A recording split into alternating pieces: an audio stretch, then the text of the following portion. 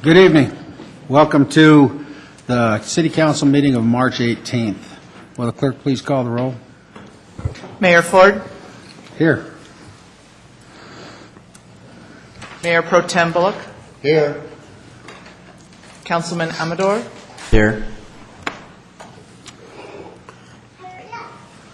one more time.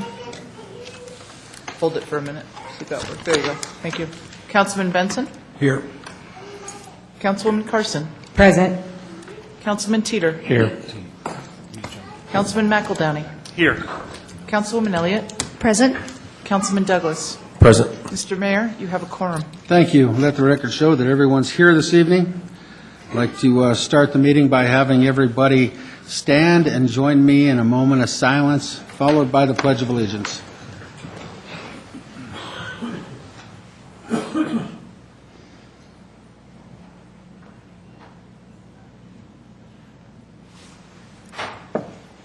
pledge allegiance to the flag of the United States of America and to the republic for which it stands, one nation, under God, indivisible, with liberty and justice for all.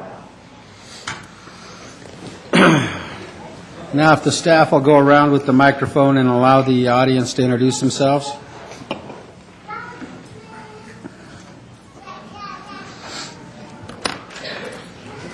Thank you.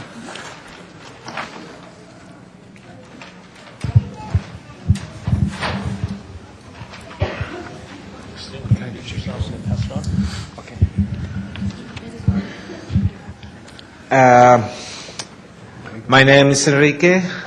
I'm going to introduce you my daughter, Paola Chavez, her mom, and her grandma.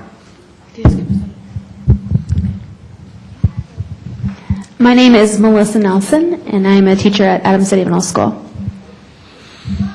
Hi, my name is Simukalini Vongsa, and this is my mom, Cipriana Ramos, and this is my sister, Sinikalini Vongsa, and this is my cousin, Elizabeth Avila, and my cousin, Ronaldo Avila. Pam Spratler. Dathan Romero. Betty Thomas. Danny Thomas.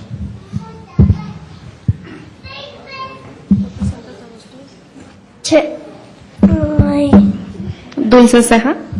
Miguel Lopez. Chelsea Torres. Rosa Castellanos. Ramon Torres. Miguel Villalobos. Miguel Villalobos. María Gil.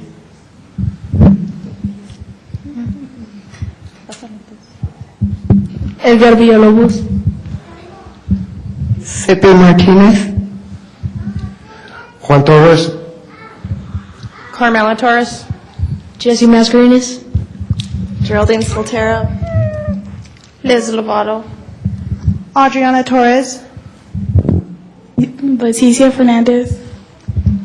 Tina Fernandez. Guillermo Serna. Maureen Olson. RDC Wall. Eddie and this is my mom, Sandra. Joy Bishop. Gene Leffel, Board of Adjustment. Ricardo Perez. Jennifer Perez. Chris Kramer, Community Development Department. Troy Smith, Police Department. Raisha Burrell. Kent Burrell. Rosa Burrell. Tasia Burrell. Tezrin Burrell. Ryan Olson, I'm a counselor at Kearney Middle School and Adams City Middle School. Francisco Luna. David Luna. Lourdes Luna. Shannon Boyd. I'm a teacher at Kearney Middle School.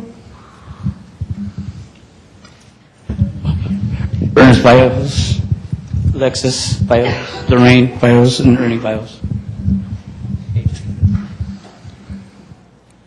Gilbert Gonzalez.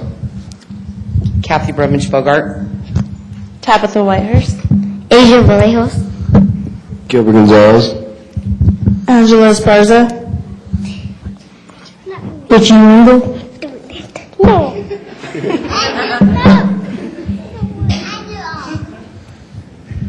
Michelle Halstead, Communications. Carolyn Keith, Parks and Recreation. Peggy Friesen. Michelle Claiborne, owner of Bella Yoga. Terry Lucero. Jenna Johnson, Parks and Recreation. Darren Sterling, Public Works. Pat Sanchez, Adams 14, Superintendent. Chris Fiddler, Superintendent, School District 27J. Joe McInnes, 27J, Board of Education. Kevin Denke, School District 27J. Mike Dudley. Isaac Castro. Zach Valentine. Stephen Williams. Nelson Lamprich. Glenn Ellis, Engineering.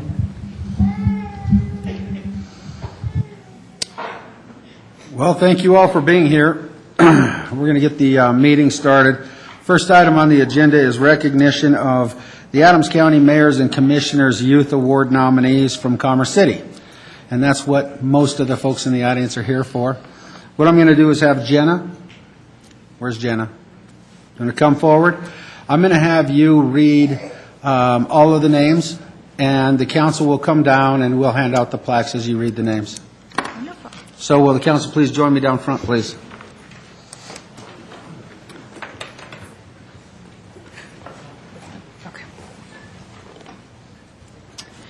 So while they're coming down, just wanted to introduce the program. So Adams County Mayors and Commissioners Youth Awards is an award that recognizes teenagers between the ages of 13 and 19 who have overcome personal adversity, created positive change in their environments, or who have contributed in their own way towards making their lives or communities a better place in which to live.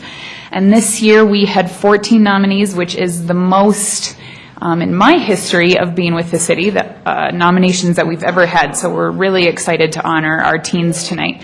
So guys, when I call your name, if you could just come up and you'll receive your certificate from City Council, and then we'll read your little bio, and then stay up here once you're up here, because afterwards we're going to get a group picture as well. So our first name on the list is Eduardo Alvarez Reyes. Is Eduardo here?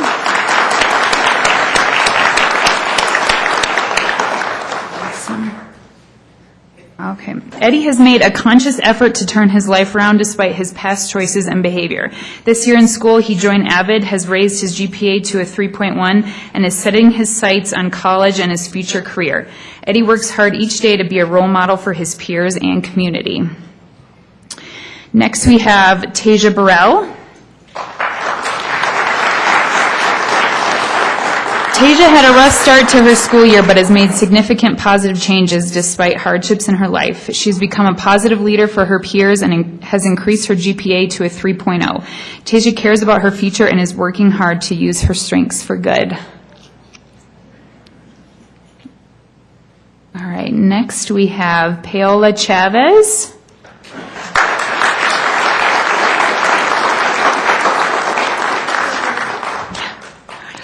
Paola moved to the United States in second grade and has worked hard ever since to learn English and do well in school. With the help of teachers, friends, and the patience of her parents, she is now in the 8th grade with a 4.2 GPA. She's involved in many school programs and continually pushes herself to be her best. Her nominator writes that she has a huge heart and is an inspiration to all who come in contact with her. Okay, next, and sir, I'm going to not pronounce your last name right, but Samukta Luingvangsa? No? Close! Samukta faces several different challenges on a daily basis, but he has learned to work hard and reach his goals. He is involved in sports, a member of the Positive Behavior Interventions team, and is a leader in his school community. He's easygoing and has a positive relationship with everyone. He is always willing to help someone in need, and in the words of his nominator, he just makes you want to be better by being around him. And next is David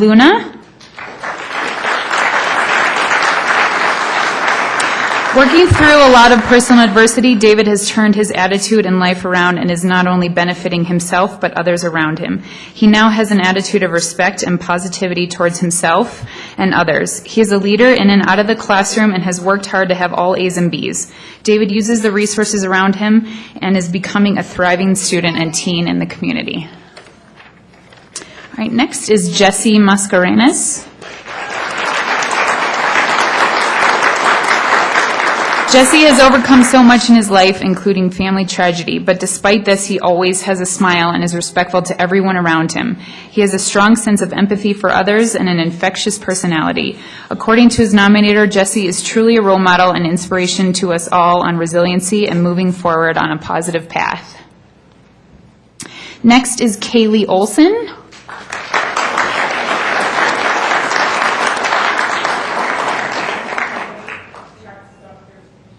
Oh, they're coming? Okay, we'll come back to her. Yeah. Is Lilia Oviedo?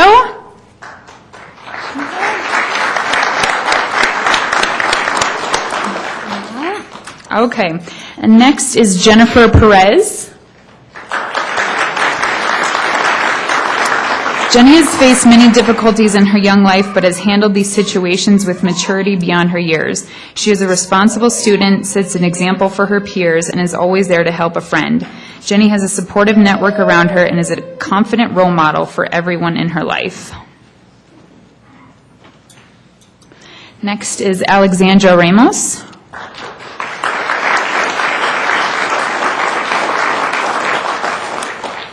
She's not here.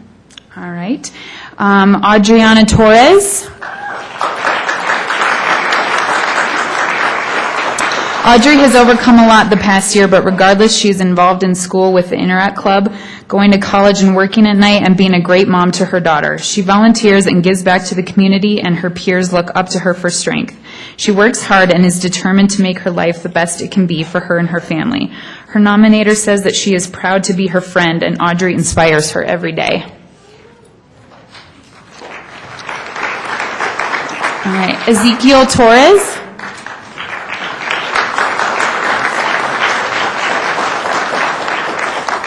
Ezekiel has seen how negative choices around him affect others and has made a conscious decision to be different and work hard to go in a positive direction. He wants to have a positive impact on others and currently mentors his nephews as well as joining programs like Teen Court. He desires to be a peace officer one day and continues to be a role model for others. Alexis Vallejos.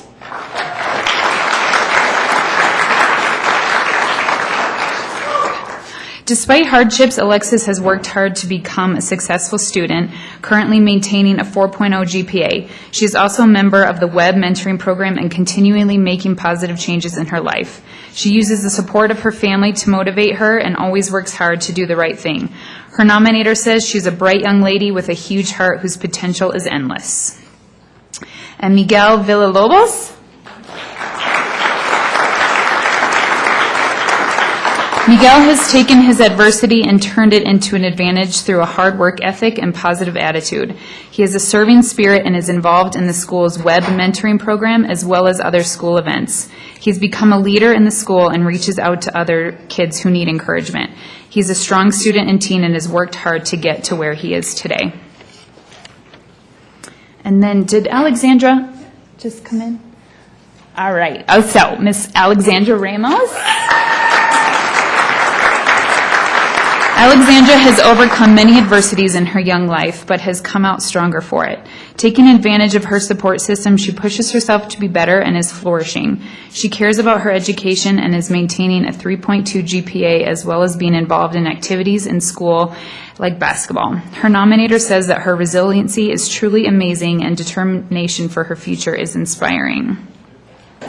And then did Miss Kaylee Olson come in?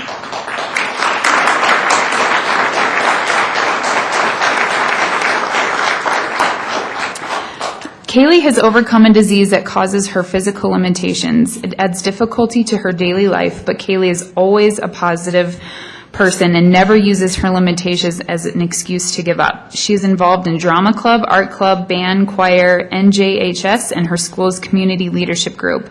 She's always looking for opportunities to help and mentor others and has a positive impact on everyone around her.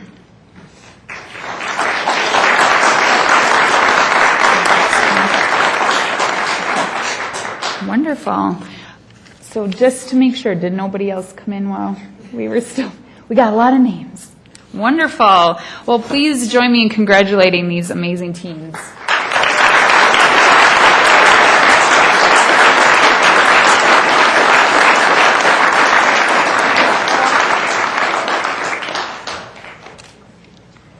One, two, three. Okay, just one second, guys. So a couple of additional things. So all of the cities in Adams County submit their nominations and get read by the committee, and then the top 20 names get recognized at the county banquet, which this year is on Friday, April 12th. And we are lucky to have 4 of our Commerce City nominees moving on. And they may not even know it yet, actually. They might be finding out just right now.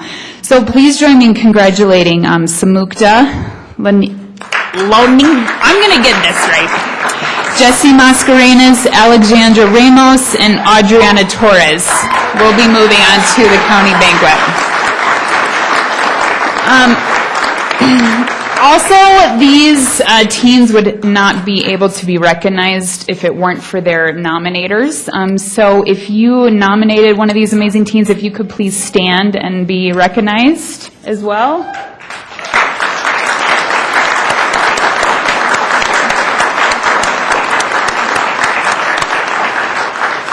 Well, thank you everyone so much. And for the youth, if you guys could just meet me in the back once we're done, we have a few more goodies for you as well. So, great. A little something to say, so if they can just take their seats for a second, and then Sure. I'll give everybody a break to Great. Thank you so much.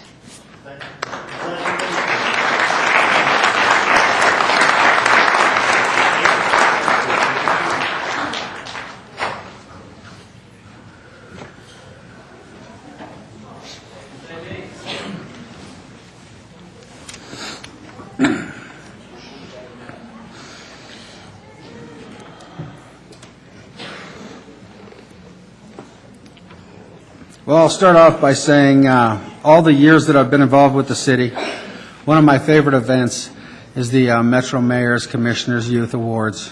The youth that you saw in front of you this evening are the heroes in our community today. And it's not just what they have overcome and what they've done, it's the bringing forward of the other children and the other youth that they're around, setting a solid example of how you should be in school with grades, how you should handle different problems that may occur in your lives.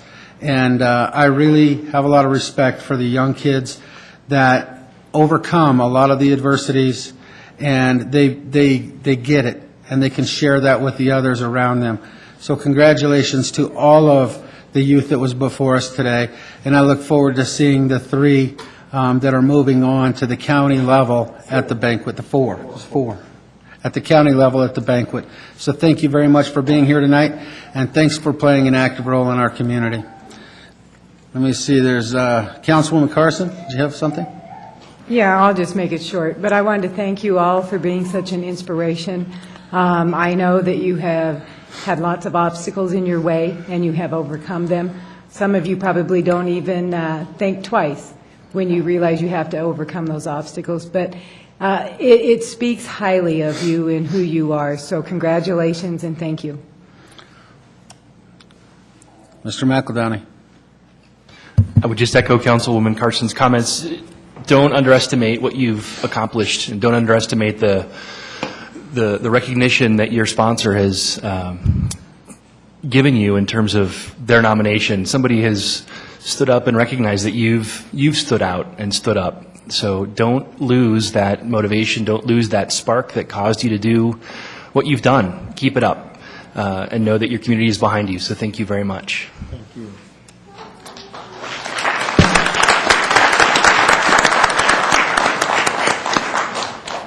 Mr. Amador. I would like to thank all of you youth for making a choice every day to get up and continually work on self-improvement. I was there at one point, and I was and still am a product of Commerce City and the school district, so congratulations.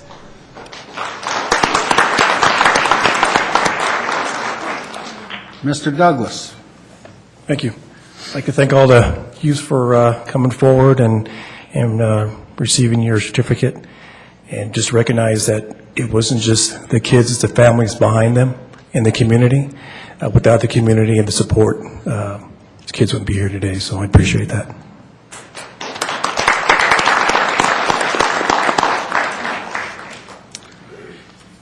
Okay, we're going to move on to proclamations, and the first proclamation is recognizing the Adams County Mayors and Commissioners Youth Award nominees from Commerce City. We've done that. Year of the Student. Is there a proclamation that goes along with the Metro Mayors? No. Just wanting to make sure I don't skip something. Next, we're going to move on to Year of the Student. On behalf of the council, I would like to have the city attorney read the proclamation calling on members of the 69th General Assembly to make 2013 the Year of the Student.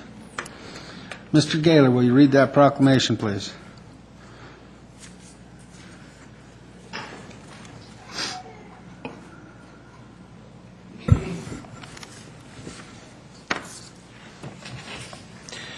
Proclamation reads, whereas public education is the bedrock of our democracy, fundamental to individual opportunity, and the key to Colorado's economic recovery, prosperity, and future. And whereas Commerce City will thrive when every student graduates as a contributing, well-rounded, well-prepared citizen and lifelong learner. And whereas the state of Colorado has faced multiple years of budget shortfalls, resulting in over $2.6 billion in cumulative cuts to P through 12 and higher education funding.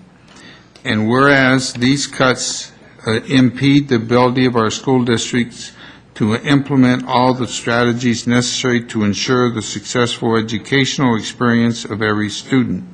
And whereas local and federal funding sources cannot overcome recent budget cuts and chronic state underfunding. And whereas a broad coalition of organizations throughout Colorado have joined together to demand meaningful legislative action in 2013 toward improvement investment in Colorado's schools, colleges, and universities. Now therefore, I, on behalf of the City Council, joins with the Year of the Student project in calling on the future members of the 69th General Assembly to make 2013 the Year of the Student by using the 2013 legislative session to create and find funding for a public education finance system that matches, reforms, mandates, and accountability measures with the resources necessary to make all students successful. Thank you. Mr. McEldowney. I would move that the council approve this proclamation. Thank you.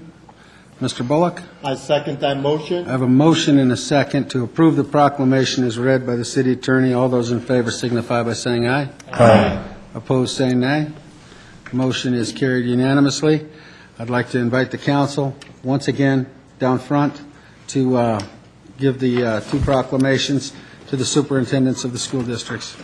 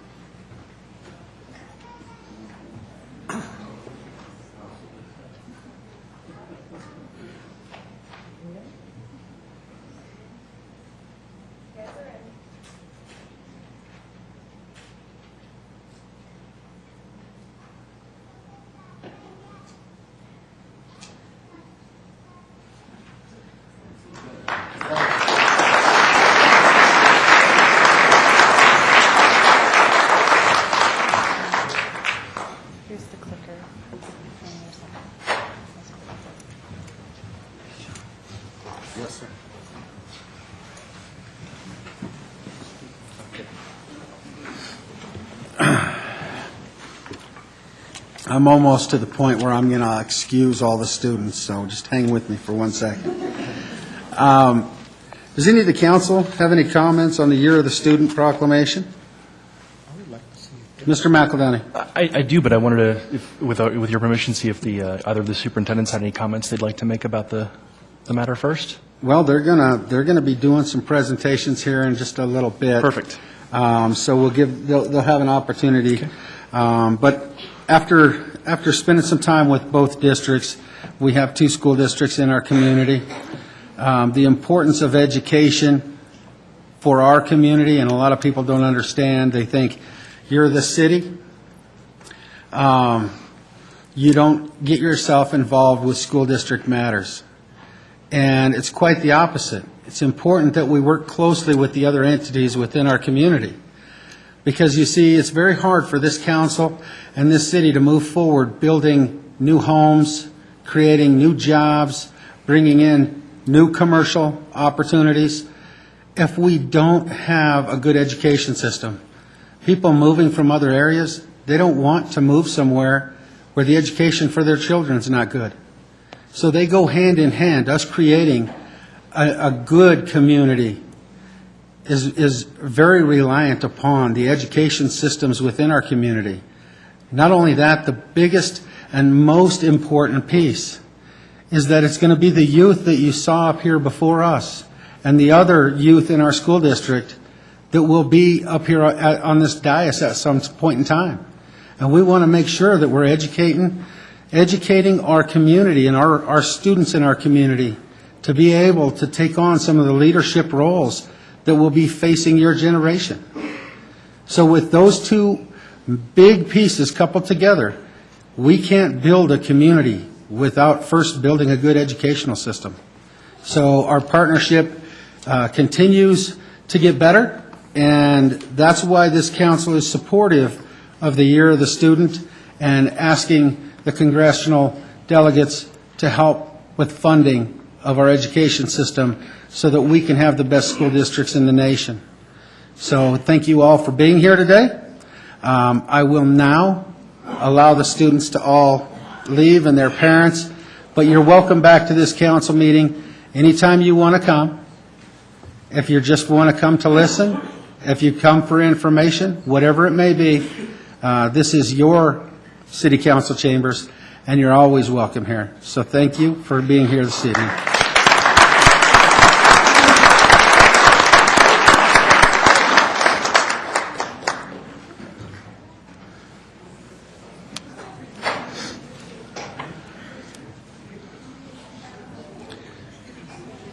Go ahead and allow everybody to leave before I continue on with the agenda.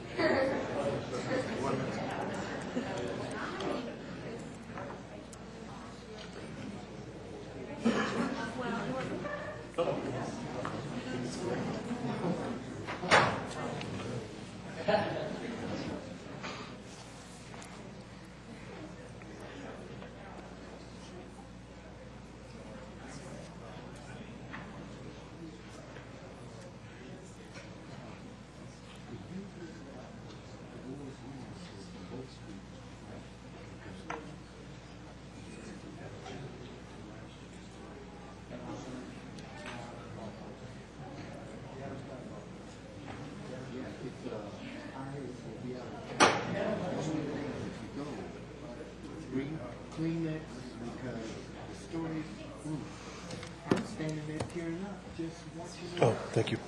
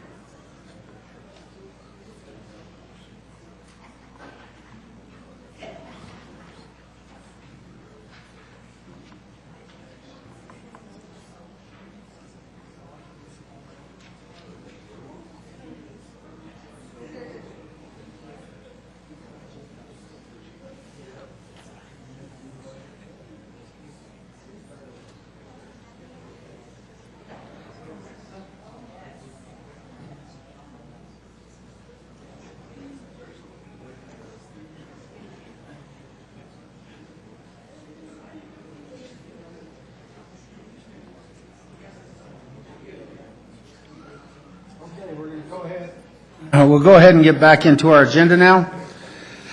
Next item on the agenda, we're going to have both of the superintendents, one from each school district, come up and do a presentation, and not in any particular order. We're going to start with Mr. Sanchez. Good evening. Good evening. Members of council, Mayor Ford, ladies and gentlemen, thanks for having me here this evening. It's a pleasure to be here with you. Buenas tardes. Ojalá que todos están bien. Hope you're all doing well with us this evening. We do have... Great. So you can help me just start the PowerPoint, then I will move forward. Is it... trying to... Just help me start the slideshow. So I'll try to be as brief as possible and succinct. You also do have a copy of our current strategic plan that is going to be translated into Spanish as well. Just want to review for you some of the changes that we're dealing with the school district, as well as what we're doing about it to make things better and to improve academic performance for our school district. The slide in front of you now really talks about why there was a need for change in the state of Colorado. And the long story short is about 5-6 years ago, there was an analysis done of all the evaluations of teachers throughout the state of Colorado, and that evaluation determined that about 97% of the teachers in the state of Colorado were receiving an evaluation that said that they were proficient or advanced in the craft of teaching. And at the same time, about 40 to 50% of the students in the state of Colorado were not scoring proficient or advanced on the state test. So this became quite a paradox. That was really the initial reason why there was a need to look at changing how we do evaluation of teachers, and how now, in today's world, Senate Bill 10-191 was approved so that teachers and everyone that works in schools, administrators, superintendents, are all evaluated, 50% of it based on student growth and 50% of it based on other qualitative measures. But student growth is really what it's all about, and the goal is for those evaluations in the future will align with how student performance plays out. So the short story there is that everyone's skin needs to be in the game when it comes to educating kids. So this is really the framework for that evaluation for principals. You'll see half of that in red is circled, and those are the qualitative measures. The quantitative measures are student growth. It's the same for teachers, and you'll see qualitative and quantitative measures. And the reason that's important is because that's how we are evaluating teachers, evaluating employees in the district. And what you have in front of you is our district accreditation rating. The current state of our district, this is based on last year's performance data, is that we are accredited with turnaround. In districts that are similar to our size, we are the bottom performing school district of our size in the state of Colorado. We are second from the bottom. The other districts that are near us performance-wise are districts like Aguilar, Carville, Ignacio, all very small rural districts. We're in the bottom. We're second from the bottom, even that as it relates to that. So focus on academics is really where I'm going to go next to tell you what we're doing to change things. These are some of the basic metrics that we have relative to that school performance framework. All of this is available on SchoolView, and you could look at this in depth whenever you want. I'm probably not going to bore you with too much of it here, but these are the metrics that a district's evaluated by. This is a snapshot of our district. Green arrows demonstrate areas where we've seen improvement. Red arrows demonstrate where we've had a decline in academic performance, and the yellow arrows means that the data is flat. In the analysis of the data, in about 2008, when primary language was eliminated as an instrument to help students acquire a second language faster, that's when we began to see a significant decline from 2008 to 2012 performance data. We are also entering year 3 of a 5-year clock. That year 3 of the 5-year clock will start July of 2013. And if significant improvement isn't made within 2 years, schools in our district can be chartered. And that means that either an individual school or the entire district is at risk of being chartered. Here's what we're doing to change that. I'm going to move through this. So here's some of our targets, is to make sure that we start moving towards proficiency at each grade level, that we move towards the median growth percentile. Long story short, instead of boring you with the data analysis, I'll tell you that these are all reasons why academically we need to change it, but the emotional reason is kids deserve better. Kids deserve a chance. Kids deserve to leave our district with a high-quality diploma without the need for remediation. So I'm going to share with you some of the things we're doing to move forward. One of the things that we've been working with our leadership team is to develop an understanding of how race has an impact on student achievement and how you have to see color in a positive sense so that you can work with kids to move them forward. And I think the biggest thing I'll tell you there is that this idea of seeing our kids as having assets instead of deficits is really critical in helping us plan and helping us to create a strategy, and seeing that kids, instead of seeing them for their deficits, we see them with assets that they bring to the table, being bilingual, being bicultural, being from diverse backgrounds. And kids of poverty definitely need to hear that from you, because I know that students can see instantly who really cares about them and who doesn't. So working from a philosophy level sounds maybe a little redundant for people that aren't in education, but sometimes we do have to remind people why they got in the work that we do in working with kids, and that's really critical. And having this asset view, focusing on what they can do, not what they can't do.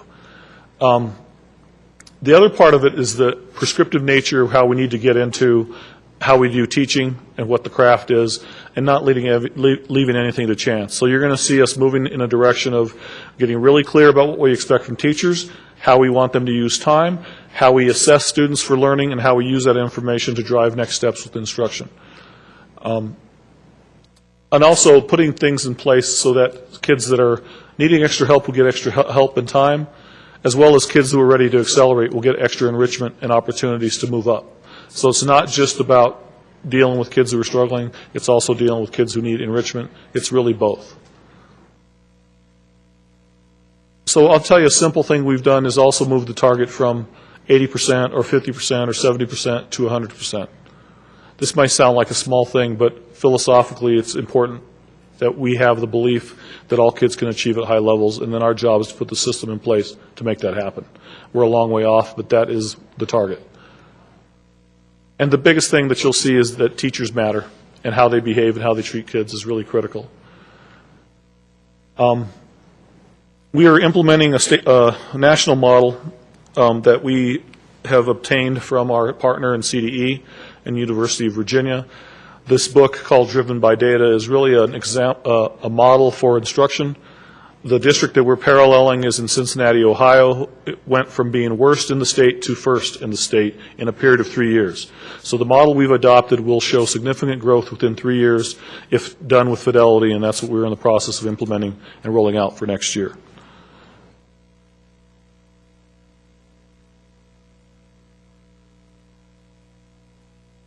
So I think part of what I would share is this Martin Luther King quote as I begin to close, is really we have to make some changes. We have to make some strategic and structural changes to how we do business for the purpose of helping serve all kids at high levels. I want to share this slide with you. This is some pretty typical data you'll see in the realm of education, but I thought you would find it interesting. So if a student enters at the 50th percentile performance-wise in an average school with an average teacher, they're going to leave at the 50th percentile. They'll stay flat. If they come into a highly ineffective school with a highly ineffective teacher, they'll enter at the 50th percentile and exit at the 3rd percentile. They actually lose ground. If they enter a highly effective school with a highly ineffective teacher, they still lose ground. If they enter highly ineffective school with highly effective teacher, they actually increase in spite of the highly ineffective school. But if they enter a highly effective school with a highly effective teacher, you will see tremendous growth from 50th percentile to 96th percentile. And a highly effective school with an average teacher, they still make tremendous gain. The reason I share that with you is because we do get some criticism. We've had some turnover in our teaching ranks. We've lost some great people. We've also lost some people that probably shouldn't work with kids. And as we go into the season and hiring for next year, our goal is to put absolutely outstanding teachers in front of every kid in this district so that they feel loved, cared for, and pushed academically. And I know that I always share that slide before I say that because it's important for you to know that there's a reason for it, not just because it's something that I've thought, or it's something that we've been studying, but it's something that's pretty well proven with data to back it up. And I think the last slide is really, we still have the time. We still have 2 to 3 years to turn it around. We're focusing deeply right now on the high school, on Adams City High School and Lester Arnold, and doing some restructuring. And you'll see positive things happening there. We'll work in collaboration and continue to work in collaboration with the city, as well as all of the stakeholders in the community. And what I would just leave you with is the hardest part of changing an organization is changing the philosophy of the adults. The easiest part of my job is working with kids. The kids know, the kids have an instinct. If we pay attention and listen, and our board's philosophy is when the community and parents and everybody gets involved, our kids will achieve at high levels. And we look forward to our partnership, and I got to share with you that I really have been embraced by the city, by all the entities. Everybody I call has been great. So I want to commend you. And I know you don't always hear positive things, but I want you to hear that they've really gone out of their way to reach out to me personally and to our staff, and I look forward to continuing our partnership. So, thank you. Thank you.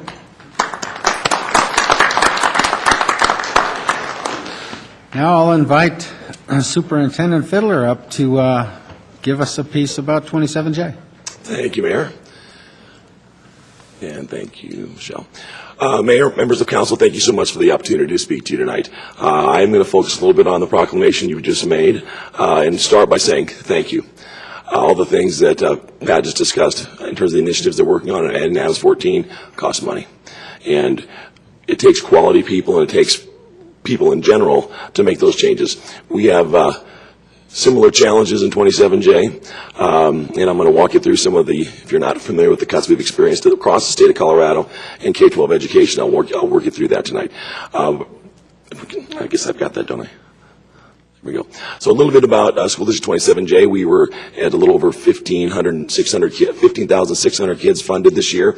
You can see just a breakdown of staff and schools. What I want to stress to you all is we have 23 schools, 18 of which are district managed. However, I want to speak to this group tonight. 3 of those elementary schools serve Commerce City residents. Timmick Elementary School, Second Creek Elementary School, and Turnberry Elementary School. 2 of the middle schools that are district managed serve Commerce City residents, Otho Stewart Middle School and Prairie View Middle School.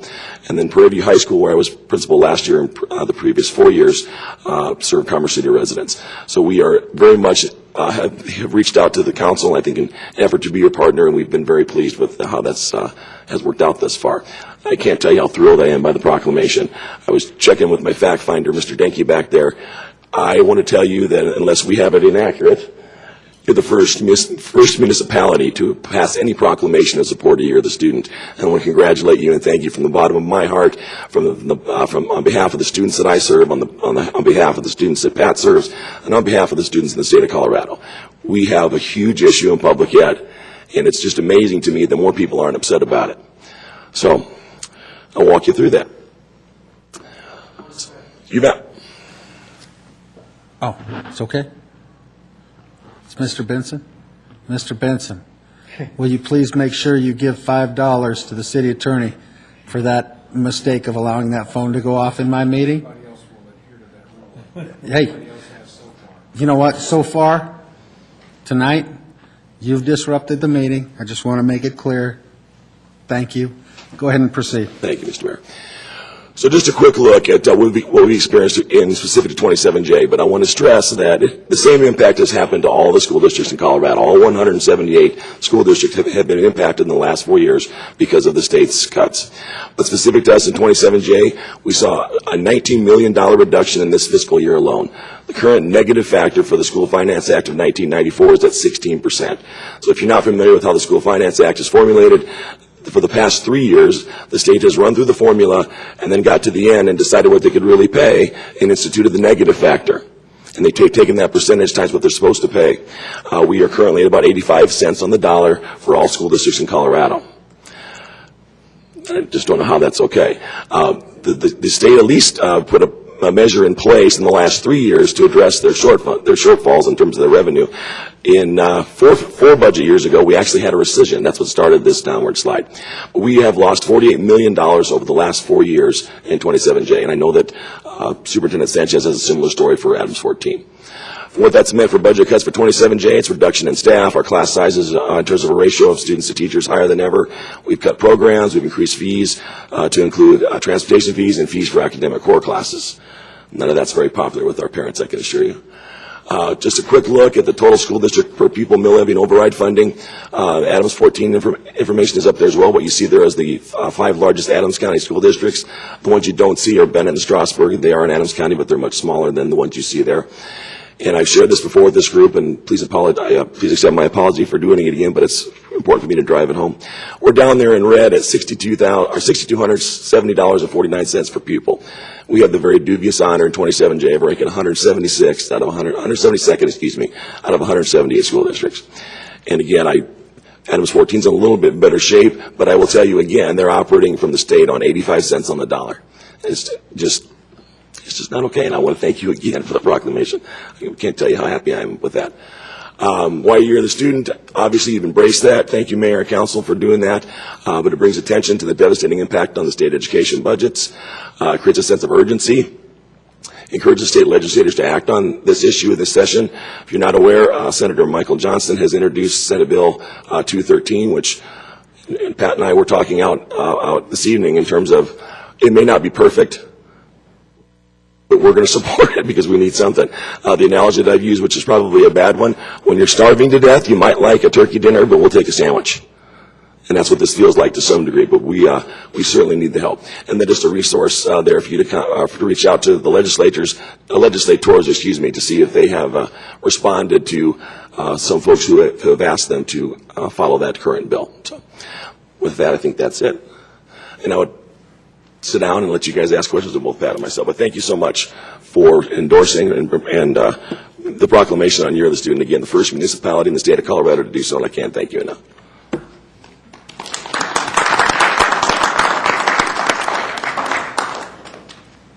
Well, I'd like to thank both districts, not just the superintendents, but the staff that are here from both districts.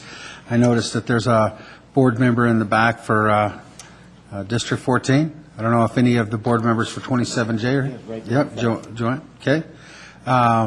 Thank you for all being here tonight.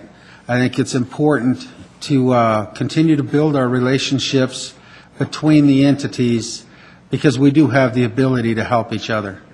And I look forward to continuing working to strengthen that relationship. So thank you to all other representatives from both districts that are here tonight.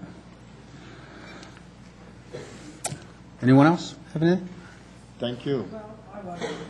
Well, then now is the time for questions or concerns. Let them have it, JD. I was going to sit here quietly, but I just can't. Mr. Sanchez, you speak about teachers, and I can't say enough about teachers because the way we look at teachers has changed over the decades.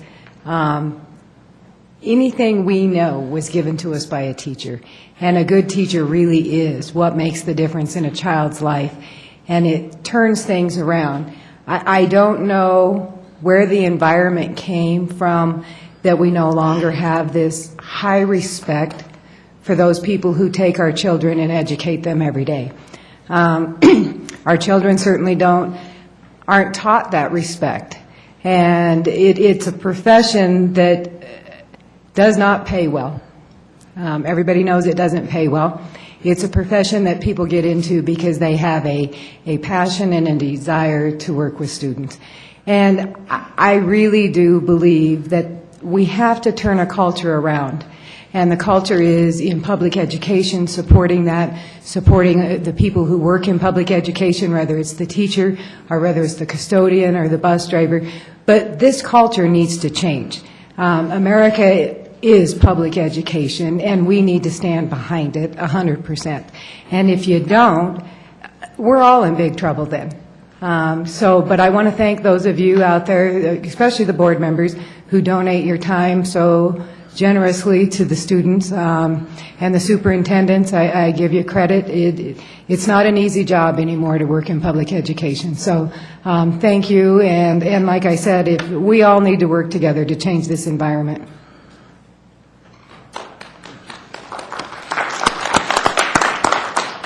Mr. McEldowney? I would echo Ms. Carson's comments and just extend a personal thanks to the administration and the representatives from both districts. I know how tirelessly you support our students and our communities. As the mayor said earlier, this is about our students, but it's about the communities as a whole. It's about the state as a whole. All too often we hear from folks who say, well, my kids are through school, or I don't have kids in school. It doesn't matter to me. But it does. Everybody wants that next great employer to help raise the bar for your community, or to be the differentiator. When folks are looking for a site to locate a new business or expand, they're looking for locations where there is a population that they can draw on to pull into that business. If we want to be that community, we have to invest in our schools.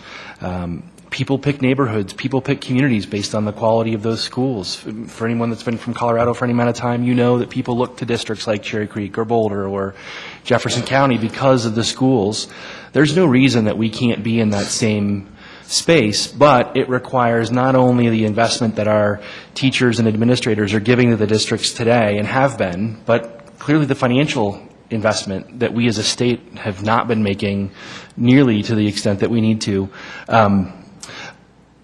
This year the student is no guarantee. The measure that Dr. Fidler talked about that's currently under consideration at the House needs to be supported, and we need to be talking to our legislators actively and letting them know just how important it is that they make this a priority. When things are a priority, they can get things done. We need to make sure that they don't feel like they aren't being held to task in that regard. We cannot let the session end without action being taken. If you're not familiar with the measure, reach out to a teacher, reach out to somebody on the board, reach out to the administration, look at the 2013 Year of the Student website, look at the information, get an understanding of what's going on, use the website to submit a link or to submit a letter to your legislator. They'll fill out the letter. You just have to put in your email. They'll tell you who to send it to. In fact, they'll send it to them for you, and then they'll help you follow up, because that follow-up is key. We have got to make this happen for our kids and for our communities. So, again, thank you to both of our districts for everything you do, and here's to hoping that together we can see this thing through. Mr. Douglas. Thank you. Yes, I'm going to piggyback on what Jason said. I'm not going to, some things I wanted to say, I don't want to repeat what Jason just said, but I am support, because without our students, we have no future. And I think Colorado has recognized that. And our students can't afford another year as business as usual. So we need to move this state ahead as it comes to the kids. And when it comes to cuts, I don't know why they always want to take the money from the student, because that is our future. So I appreciate both school districts being here tonight, and I totally support the Year of the Student 2013. Thank you. Before I allow you all to leave and enjoy the rest of your evening, I just would like to say, I'm a product of District 14. That's where I graduated from. However, a few of my kids have graduated from District 14, a few from 27J. I know we have great educational opportunities. We just need, and you guys are doing the right thing, to focus those needs. 27J needs more money. 14 needs more community support. And I think it's great if the two of you can sit down and talk about how do you get this done and how do I get that done, because we are truly partners. Maybe two different school districts, but we are one community. And going to the football games at Adams City, I want to see those stands full, which I haven't seen for a long time, not like they used to be when I was in school. And I want you all to know it's okay to request this council and our families to participate in school functions, whether that be homecomings, whether that be football games. I think it's important that as a community we help both districts grow. So thank you very much for being here tonight and giving us your presentations, and we'll see you soon. Thank you.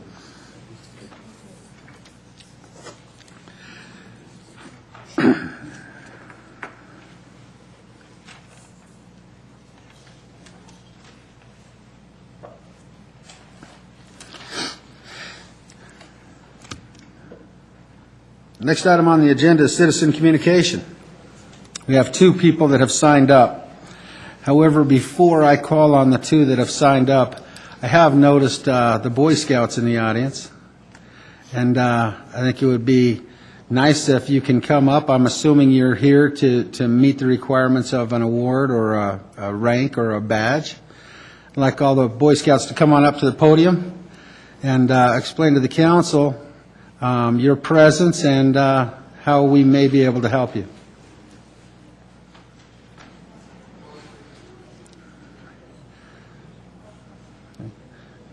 Just give us your name and address and let us know who you are.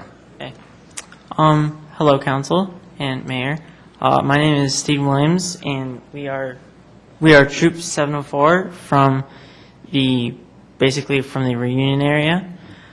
We are here as part of the Citizenship of the Community Merit Badge. You guys want to talk to him while I go get that? Yep. Yeah, I'm Zach Valentine. I'm Isaac Castro.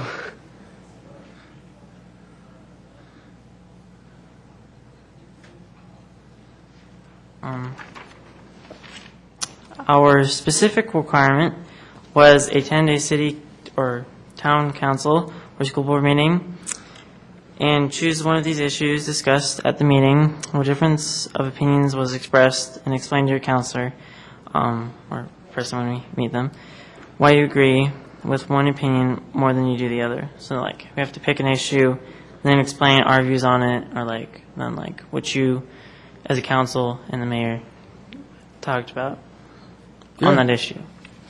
Well, I want to let you know you're always welcome here. I want to also let you know that it's okay to talk to my staff here or the city council staff and have your scoutmaster line up a flag ceremony, whatever it may be that we can help you with to accelerate and achieve more with the scouting. So thank you for being here this evening, and I hope you get everything you need. And if there's anything I can do, if you'll just talk to one of my staff members, and we can make that happen. Okay. Thank you for being here. Thank you. Thank you. Now I'll go ahead and call the two on the list that has signed up to speak. We'll start with Pam Spratler. Please state your name and address for the record.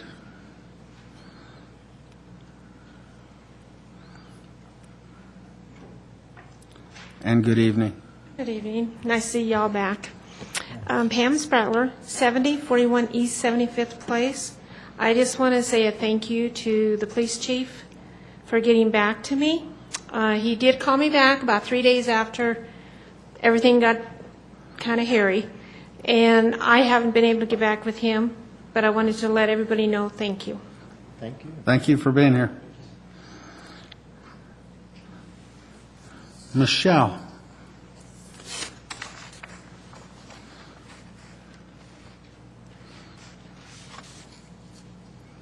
Hello. Oh, good evening. Good evening. My name is Michelle Claybon, and I am here to discuss the item on your agenda. It's number 717-0013 regarding the Bell Creek signage. Okay, I need to hold you there for a second because that's part of a public hearing. And when I open that public hearing, I will give anyone in the audience who wants to testify during that public hearing an opportunity. It would be unprofessional for us to allow you to do it during citizen communication, but you will have your opportunity to speak. Okay. Okay? Thank you. Thank you. Let's move on into the agenda. First, we have the consent agenda. There's one item on the consent agenda this evening. Is there any member who wishes to discuss this in detail, or anyone in the audience who has previously asked to speak on this item? Seeing no one. Mr. Bullock? Move to approve the consent agenda. Thank you. Mr. McEldowney? Second. I have a motion and a second to approve the consent agenda. City Attorney, please read the title. Resolution 2013-16, title reads, approving intergovernmental agreement among the City of Commerce City, the City of Thornton, the County of Adams, Colorado, and the Colorado Department of Transportation regarding the widening and enhancement of the 104th Avenue Bridge over the South Platte River. Thank you. Is there any discussion? Seeing none, I have a motion and a second. I'll ask for a roll call vote.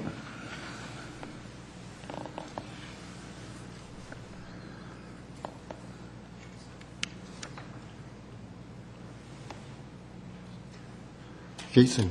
It didn't take. No, it didn't take. Mine's not lit up. Okay. Try again. Did it take finally? Steve's the only one. Yours took. Steve? It's not lit up. No.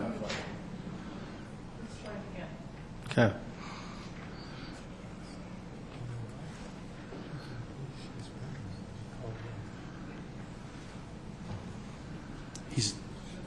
Yes. Okay. Thank you. Rick, I need you to vote. She had to redo it.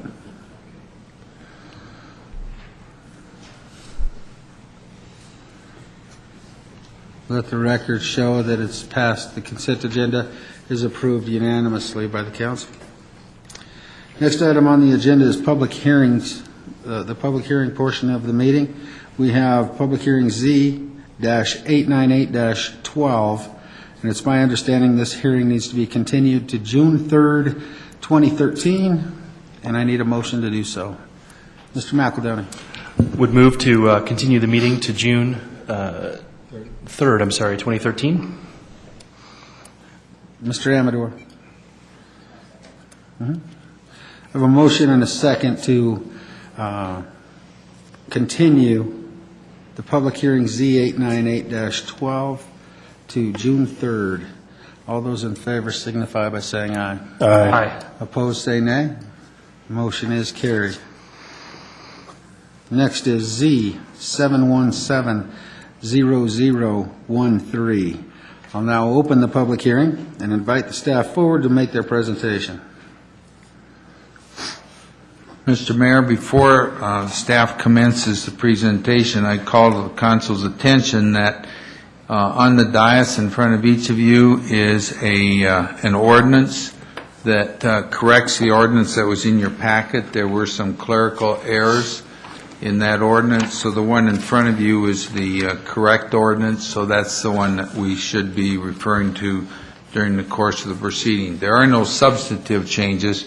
It simply changes some of the language in the title, and clearly it makes it clear that the PUD regulations as amended, as proposed for amendment, are adopted as part of this ordinance if it passes. Okay. Good evening, Honorable Mayor and members of City Council. The next case before you is Z-717-00-13. Bell Creek Commercial Properties is requesting to amend the signage regulations in the Bell Creek PUD zone document for all filings in the Bell Creek subdivision. Subject site is located at 104th Avenue and Highway 85.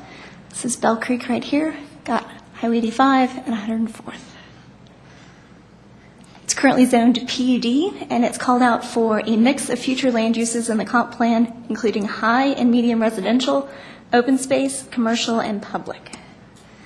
Case history for Bell Creek: the original PUD was approved in 2000, and filings 1, 3, and 4 were platted later that same year, with filing 2 being platted in 2001. So what they're proposing as part of the PUD amendment request impacts the signage in Bell Creek.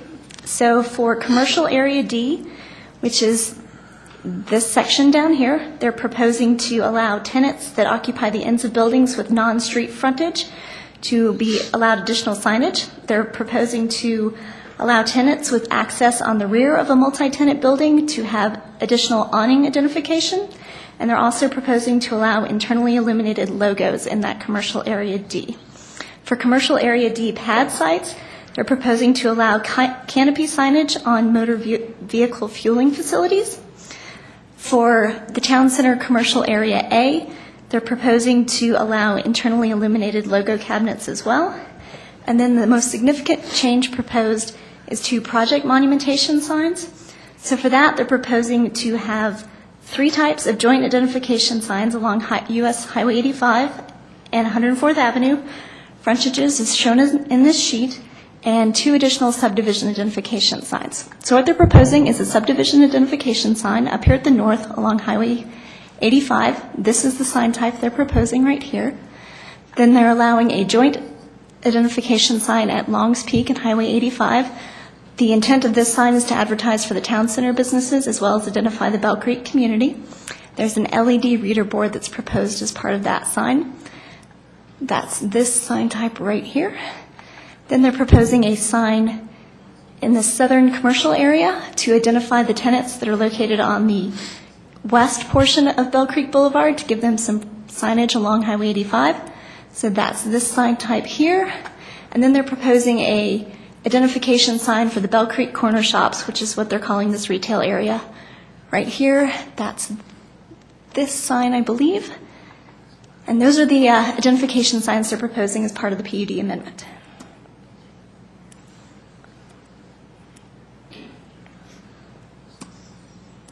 So the Planning Commission felt that the number of signs proposed is appropriate. They serve different purposes, but they all have a uniform aesthetic. The signs feel like a cohesive part of the overall Bell Creek community. The proposed signage amendments will help with the economic development of the Bell Creek commercial areas, and no adverse impacts by creating sight distance issues or obstructing the floodplain will be created because of these signs.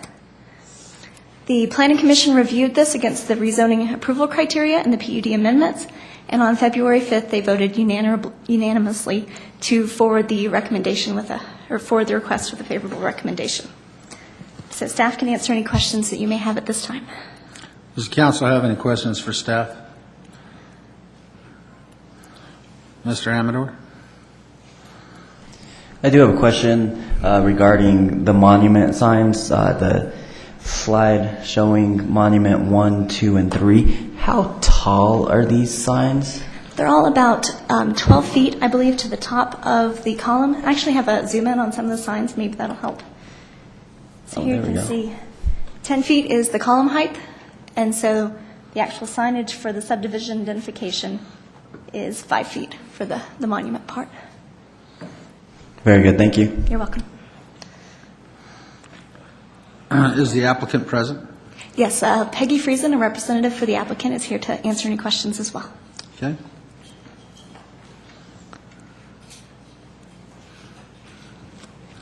Good evening. Good evening. My name is Peggy Friesen. I'm with Galloway and Company, 5300 DTC Parkway, Greenwood Village, Colorado, 80111. I am here representing the undeveloped property owners, which is the Bell Creek Commercial Properties, LLC. And we are proposing tonight an amendment to the PUD of one sheet only of the PUD, which is sheet 12, which is the existing sign plan for Bell Creek. The purpose is severalfold. One of the purposes of doing this is to establish a greater identity of the Bell Creek area, both the residential as well as the commercial. And we are proposing the 3 types of signs. Right now, between the PUD and your code, all of these signs are allowed. We're just trying to bring a cohesive plan together where we've pulled elements from the internal Bell Creek development that's out there now, and we're trying to come in with a cohesive plan that would strengthen that identity by drawing on such features that you've seen. And Jenny, if you don't mind going back to one of the shots that shows, we're trying to bring in the Bell Creek Tower element on the column, and also bringing in the materials and the colors that are represented right now in the community. And so the 3 types of signs that we're proposing, really there's actually 2 types. There's subdivision sign, which your code allows, one on each street frontage, but we're dividing that into one subdivision sign on the north side, which would be just Bell Creek, which would be primarily to sign and identify the residential portion. And then on the south side, which was sign A, would be the Bell Creek Commercial or Bell Creek Corner Shops, which is for an identity, subdivision identity of the commercial area on the south side. Right now, the PUD allows project monumentation signs, and they allow one on each street frontage, one on 85 and one on 104. We're proposing one additional sign down in the southern part of the commercial area, which would allow for identity, as Jenny said, on the internal shops that would be located on the west side of Bell Creek that do not have highway frontage, or any kind of street frontage for that matter. So right now, the PUD allows 200 square feet of signs and 2 signs, one on each street. We're actually adding 1 sign, proposing that we add 1 more sign on that southern portion. And the overall signage, however, of these are actually reduced to what they could have per sign, but we end up with about 27 square feet additional than what is allowed right now.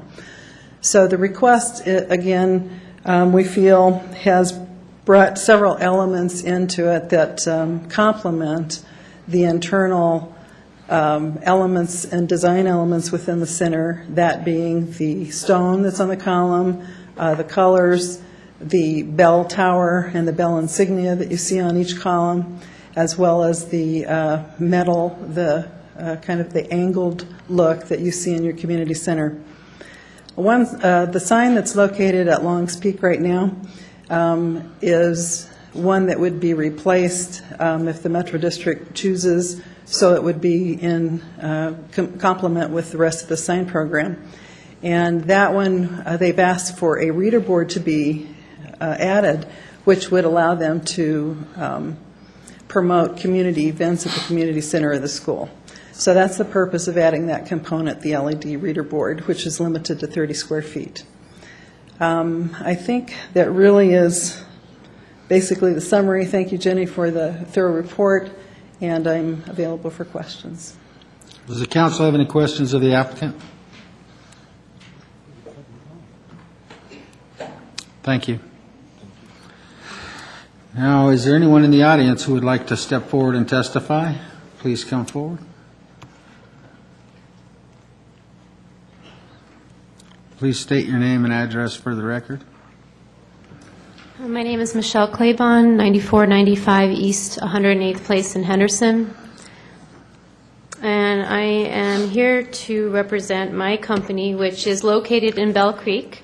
The current signage that we have at Bell Creek, I'm solely responsible for those signs. In 2010, I opened up a yoga studio inside Bell Creek. Bell Creek has never had signage until I came into that neighborhood and opened up a studio. I went and got all the guidelines and rules, regulations from the city, from the HOA, from the Metro District, made sure I'd followed all the rules.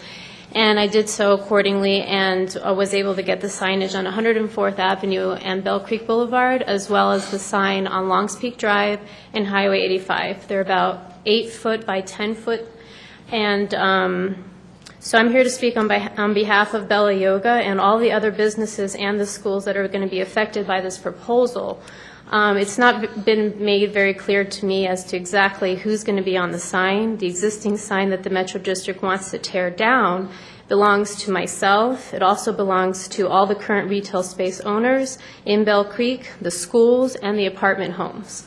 And nowhere on the proposal did I see any mention of the schools that are in the neighborhood. We've been talking a lot about schools tonight. I don't see any mention of the Bell Creek Charter School on there. I don't see a mention of the Bright Horizons preschool daycare or the apartment homes. Bell Creek is a town center, and my business, along with a few other little businesses, are right in the center of the community, along with the schools. So what is the Metro District's intention? Will Mo Haraf, who's the owner of Haraf's Food Market, will he be in the retail space that he's been there now for 8 years? Will he be guaranteed a spot on the sign? Will I be guaranteed a place on the sign? I've been there 2.5 years. What about the schools, the apartment homes? The current sign that the Metro District wants to tear down was carefully designed, and it includes all the retail spaces, the schools, the apartment homes. I spent many, many hours facilitating this huge project, in getting these signs. I made sure that we followed all the guidelines. Bell Creek, like I said, is a town center. So Bella Yoga, which is my company, Haraf's Food Market, the schools, and the apartment homes, we are the center of the town, we're the heart of the town center. So everyone that is currently on that sign that they are proposing to rip down has already paid a lot of money to have the signage and this much-needed exposure. All the businesses that were had previously been in the town center have failed due to no signage, except Haraf's. That's because there's nothing around. So without signage, the drive-by traffic will not know that there's a preschool and daycare there. They will not know that there's a charter school there. We talked a lot about schools earlier. The charter school is grades K through 8. Both of my children attend there and have been going there. My daughter's been going there for 9 years. They will not know that there's apartment homes there, or a yoga studio, or a convenience store. It sounds like they're going to be installing it's to my understanding, I may be wrong, but they may be installing a gas station, a 7-Eleven with a convenience store inside the 7-Eleven, which is going to also hurt Haraf's Food Market, who's been there for 8 years. And just to speak on his behalf, because he couldn't be here tonight, because he works from 5 in the morning till 10 o'clock at night, 7 days a week.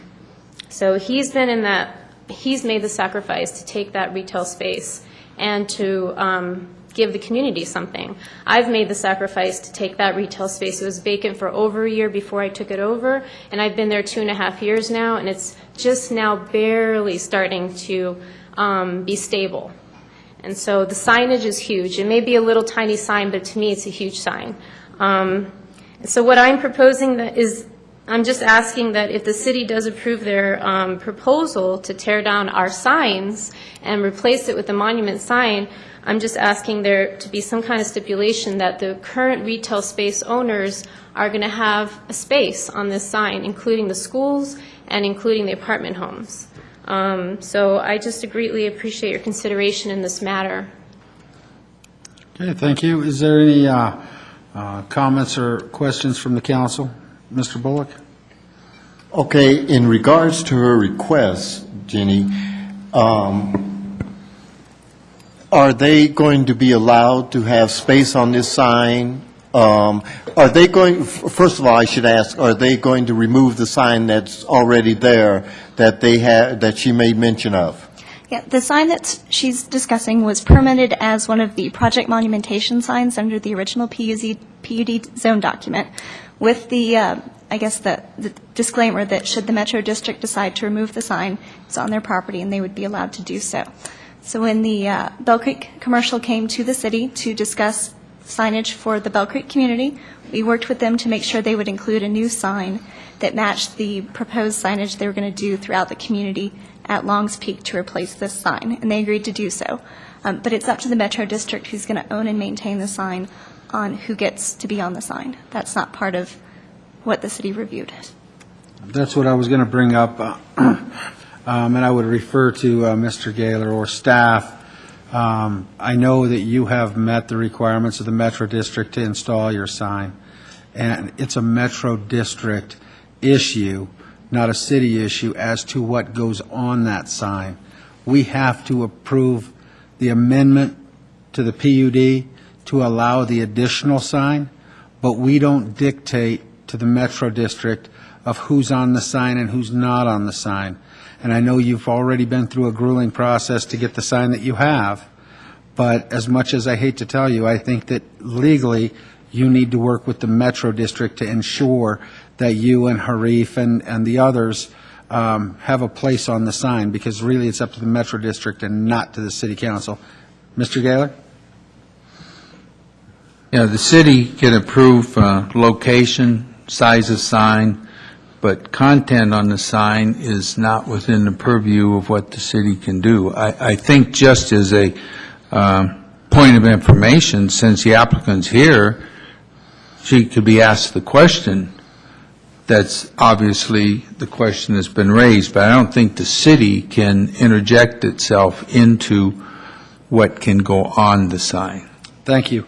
So I was right, but you know what, since the applicant's here and you're here, I would like the applicant to come back up and address what she feels comfortable on your concerns, if that's okay with the applicant. Thank you. I would like to address that. I was, well, as Jenny mentioned, when we first came in, this was not one of the signs that we had in the plan, and we were asked to consider that for a plan that would be totally cohesive, that we could make everything match and, again, strengthen the identity of the community. It's never the intent. First of all, I'd like to clarify also that what you see on the PUD sign plan are conceptual only, and, you know, they're not advertising who will go on the sign. There are a couple of things that have to happen to get on those signs. The Metro District totally controls the sign on Longs Peak. And so that particular sign would be actually the Metro District, but it was never the intention of the applicant in this case to preclude anyone that's on there now from being on there in the future. It was only for enhancing that visibility on 85 for those shops where your shop is and the location of the shops interior to the site, but bring it together with common bases and a common look.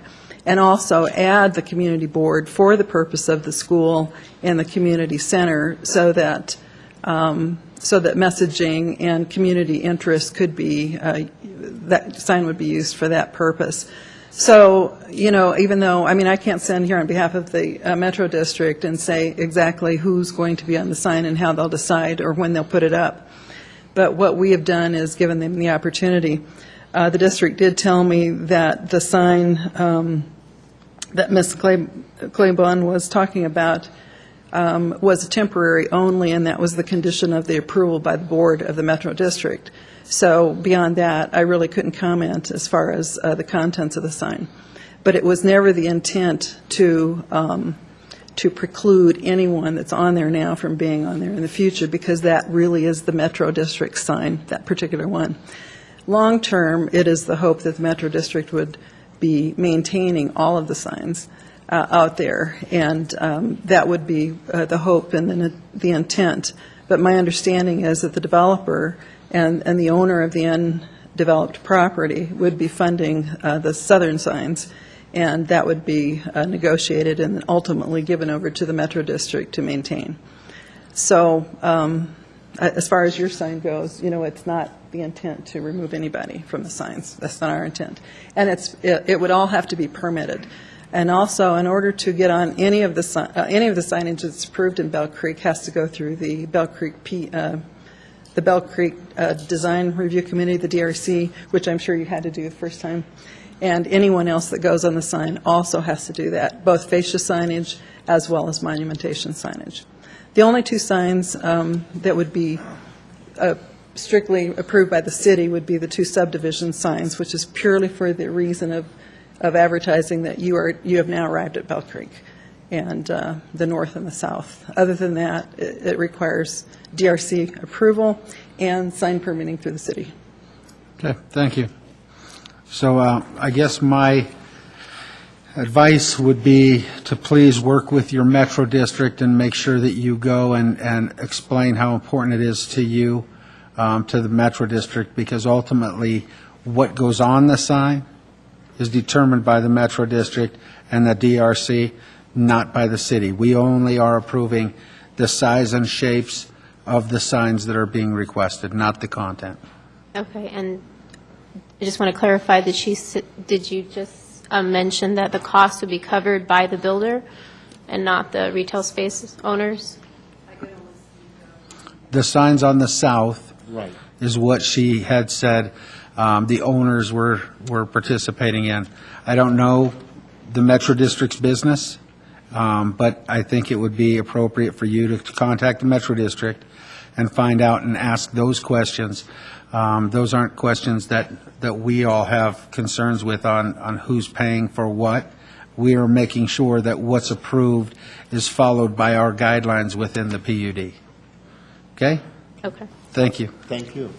Is there anyone else in the audience who would like to testify during this public hearing? Seeing no one, I will close the public hearing.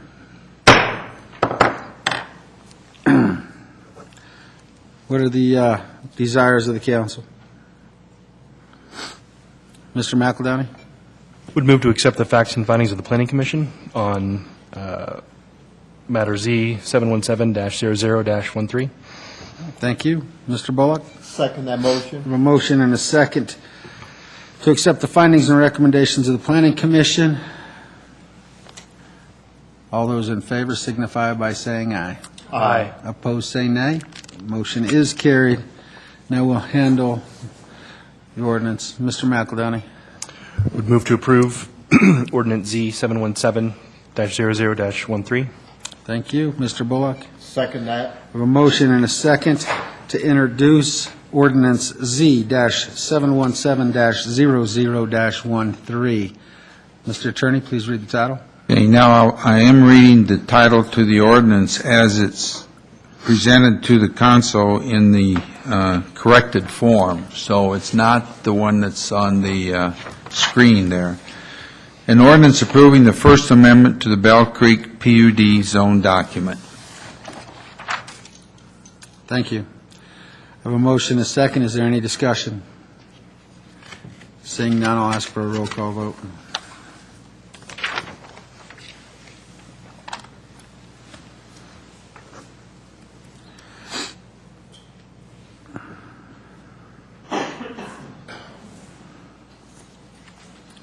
Let the record show that it is approved on first reading or introduced 9-0 unanimously by the council this evening.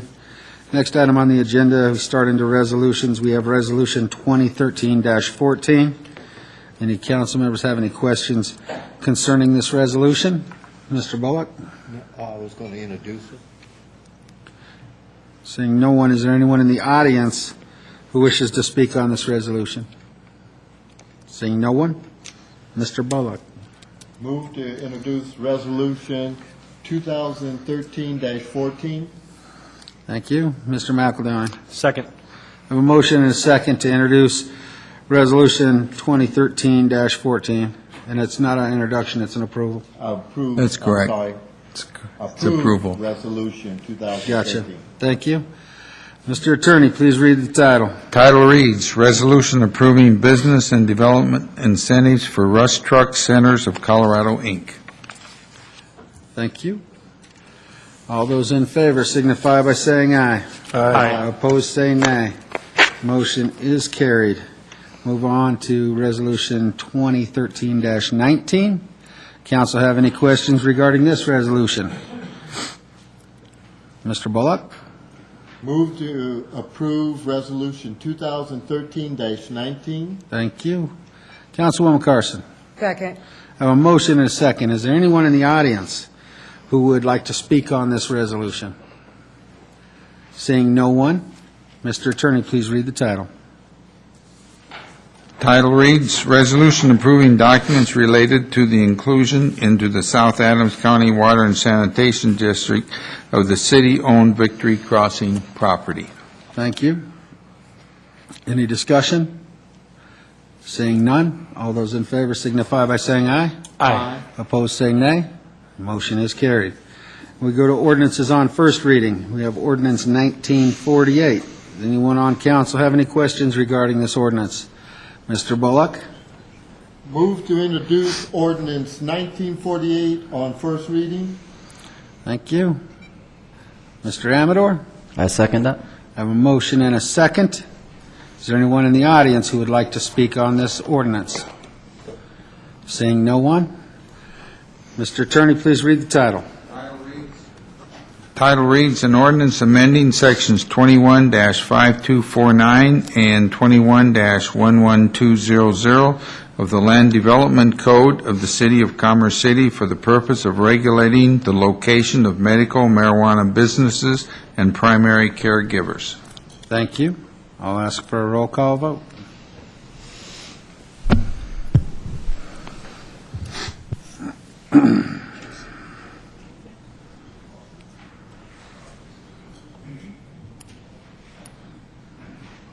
Let the record show that the introduction of Ordinance 1948 is passed unanimously. Next item on the agenda is some presentations. Mr. McBroom, you want to outline the process of how the next 4 items will be presented to council? Yes, sir. Sure. First, we'll have a presentation from Mr. Bullock. Then we'll have a presentation from Mr. McBroom. And then we'll have a presentation from Mr. Bullock. Mr. McBroom, you want to outline the process of how the next 4 items will be presented to council? Thank you, Mayor Ford. We have the first of a series of presentations for City Council that is follow-up work to City Council's retreat the first weekend in February. We had shared with City Council in a City Manager report a couple of weeks ago our method for bringing the information forward and then giving City Council an opportunity to discuss the different subject areas leading out of the retreat back in February. But I wanted to just review the schedule with you, and we'll do this at the beginning of each set of presentations at each regular meeting as just kind of a reset to where we are in the schedule and indicate kind of where we are in the overall process of presenting information back to Council, giving Council an opportunity to discuss these issues so that in the May or June timeframe, City Council can be in a position to make decisions about how they'd like to move forward with some of these subjects. The basic plan is to make presentations at the regular meetings the first and third Monday of the month, tonight being the first regular meeting, which is the third meeting in March. We will be making presentations to Council at the first and third regular meetings in April, and then the study session immediately following the presentations at the regular meeting. We've structured those agendas to give City Council an opportunity to discuss the presentations, ask questions, start to formulate positions on the different subjects that we will be presenting to Council. And the subject matter that's being presented to Council is broken down versions of QCI's original recommendations that were made in January, along with the initial discussion that City Council had on February 1st and 2nd. So again, the first and third meetings, which are regular meetings, will be presentations. We'll also be asking you at the end of each presentation if there's additional information you would like prior to having a discussion at the following week's study session. And then we are structuring those study session agendas to take up the subjects that were presented the week prior. The schedule, tonight you will be hearing presentations on an initial preliminary public outreach plan. You'll be hearing about transportation project analysis for Tower Road and 88th Avenue and Rosemary, and some preliminary revenue analysis based on the revenue generation ideas that City Council discussed on February 2nd. Next week at the study session will be your opportunity to discuss these subjects along with any additional information that you might ask us to present to you. Again, the concept is to present at the regular meetings so that we don't have to take up time at the study sessions making presentations to you. When you sit down at the study sessions on the second and fourth meetings of the month, you'll be ready to discuss these subjects. So tonight, those subjects, study session on these subjects next Monday. April 1st, an initial presentation on revenue options for park and recreation projects, and then again, an opportunity on April 8th to discuss the information presented on April 1st. April 15th, we'll be discussing parks and recreation projects that were discussed by Council initially February 2nd.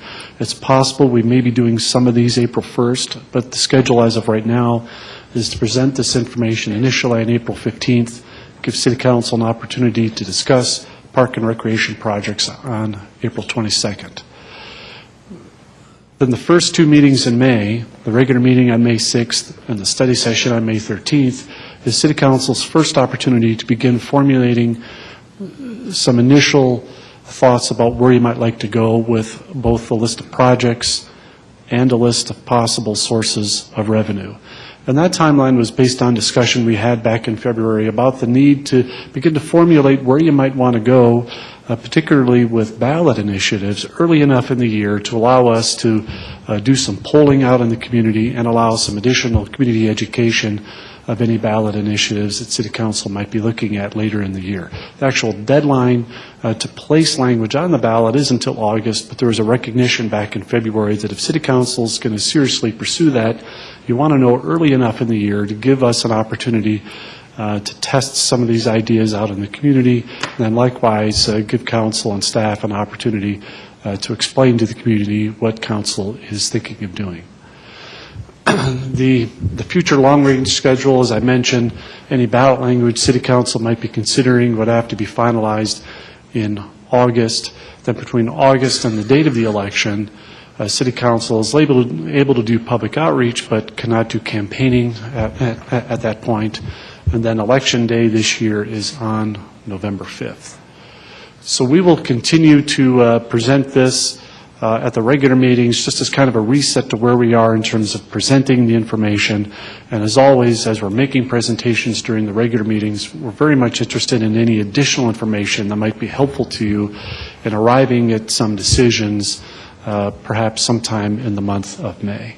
So any questions before we proceed tonight with the first presentation? Nope, go right ahead. This is a graphic look at that schedule. We'll keep showing that again as we make presentations so you can see the progress that we're making as we move through these presentations. But with that, I will turn it over. I'm sorry, there's one question. Yes, Mr. McEldowney. Just one quick question. The slides are a little different than the ones that we had in our agenda. Are we going to get a copy of the updated content here? This is a little bit more detailed than what we had in terms of the preliminary outreach plan in the agenda, or was this set up a little different? This was just set up to be some introductory slides before we make Okay. each of the presentations. The four presentations we're going to make tonight should be those that are included in the packet, but we can absolutely send these kind of broader picture schedule slides out to you as well. That'd be great. Thank you. And the first presentation tonight is a preliminary look at a public outreach plan. So I'll turn it over to Michelle.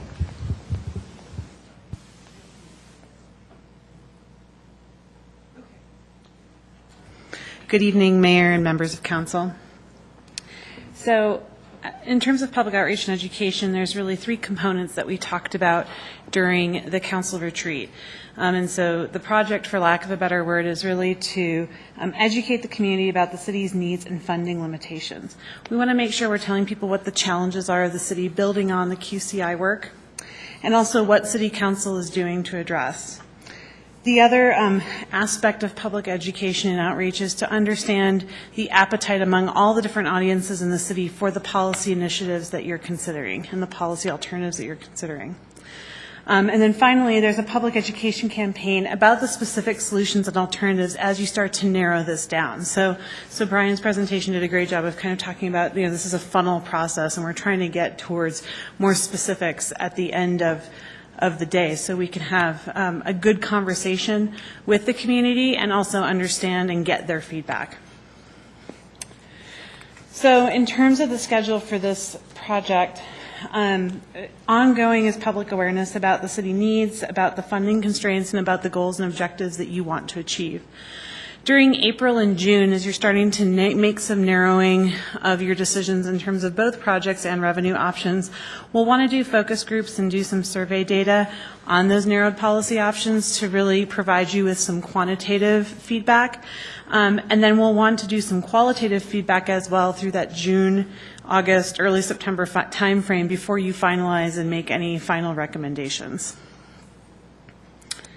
So in any type of public education campaign, there's pros and cons. Some of the pros of doing this are certainly you're keeping the community needs and the work of QCI front and center, but this could also just be a lot of boring background noise. It's a lot of, it starts to sound like Charlie Brown's teacher after a while in terms of all the needs that we have and the wants. The other thing is a pro is making sure that we're having a very transparent and open dialogue on the options you're considering. That's really important. You articulated that during the retreat. The con, or the challenge with that rather, is that you're not going to have very specific. So you're going to be all over the board potentially on, is it this, or is it that, or is it this, or is it that? So there could be a lot of misinformation out there about what you're considering or how much you're considering or what's it going to be. So that's something to take into account when we're thinking about the message we want to communicate and the information you want to convey. A good thing about doing public education and outreach campaigns is that you're able to make data-driven decisions, not only from a qualitative perspective through focus groups and through conversations with HOAs and neighbors, but also the quantitative data through the survey. The con, or the caution rather, is that we need to make sure that we're very sensitive to the ballot issues and election rules, and I know that our city attorney and our city clerk will keep us on that task, making sure that city staff is doing what they can do within the limitations, then providing you all with guidance down the road as to what you can do as elected officials should you pursue those options. So when we talk about building an outreach plan, you really do want to focus on the message.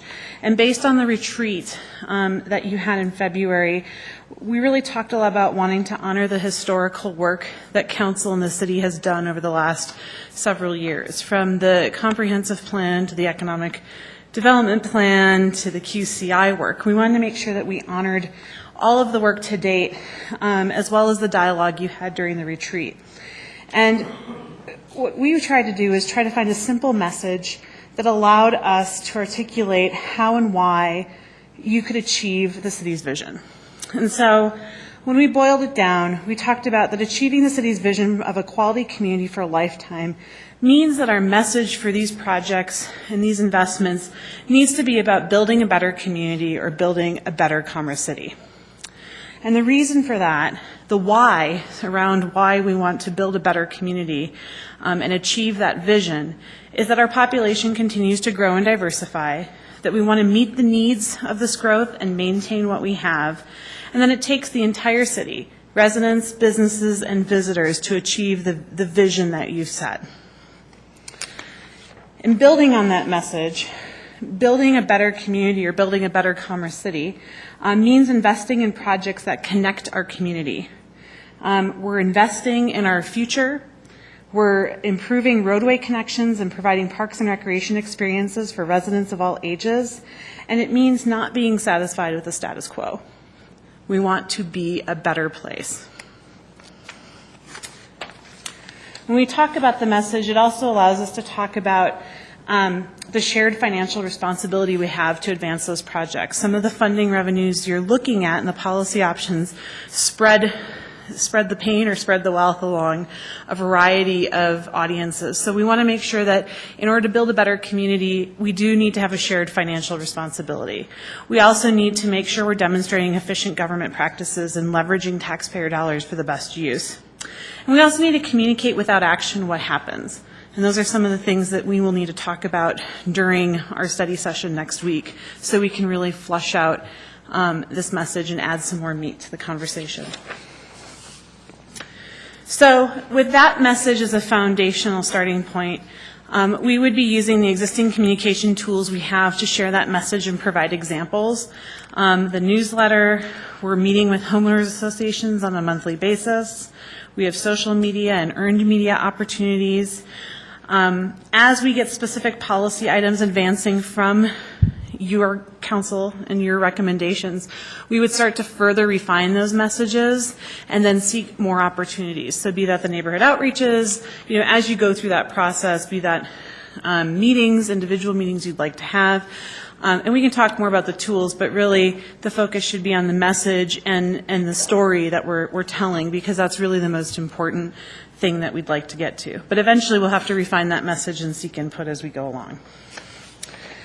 So as we mentioned during the retreat, we are going to need some consultants in terms of public affair firms to help us do some of the concept testing and surveying, both focus groups and some telephone polling. We'll also need them to help us with some of the public education campaigns. So we've asked several public affairs firms for some proposals and pricing based on your direction during the retreat, and we're reviewing those now, and we hope to make a decision in the near future. So our next steps is, again, on the 25th next week, we'll have a study session to discuss and obtain direction on the overall message and conversation you'd like to have. So really thinking about that message and fleshing that out more. Is that the right approach? Is there more that you want to tell to the story? And then certainly we can go through the wealth of tools at our disposal to share that information, but really focusing on the information you want to convey, especially when you're talking about these broad concepts over the next couple months. We also hope in April to select our consultant and get them going so they can be a resource as you go through the revenue and the project refinement. So with that, I'll open it up to ask you what additional information you need prior to the study session so we can prepare that for you and have a very robust discussion next week.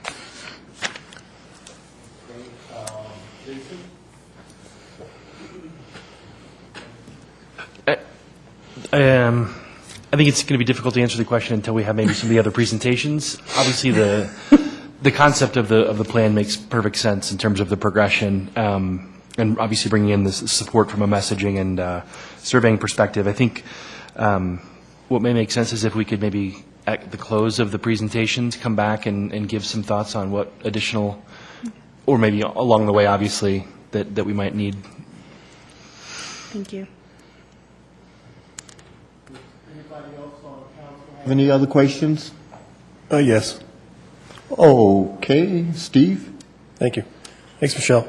I'd like to know, because we've had past consultants here in Commerce City over numerous issues, and basically how to move our city forward, and a lot have touched on these topics. Is there any way to get some of those data that have been collected to see if this could help facilitate this in a way where it kind of not only speed things up, but maybe that would help the consultant coming in, because there's been different layers on a lot on the same subject, and what has been the ultimate outcome from those surveys. That would help, because I've been on several committees where they've had consultants come in, and some have been really good and give great direction where the city needs to go. But is there any kind of feedback we could have as council to look at that data going forward that would support what we're doing? Mayor Pro Tem and Councilman Douglas, I expect that the polling and the public education consultant will build on the survey data that QCI did. The challenge with the QCI data in terms of you all making decisions on specific ballot measures or specific funding streams is that it's it's preference data. So we know the preferences of folks, but what we really need to understand is someone willing to support an X% increase to get a Y project? That's the data we simply don't have. So that's really why it's important as you refine your policy options in that by that May timeframe, that then we can test on that and provide you with much more detailed data to make an ultimate decision. So they will certainly build on the work that's been done to date, but they're going to be really looking at a very specific options to provide you with the best analysis and advice of how to move forward and be successful. Okay, thanks.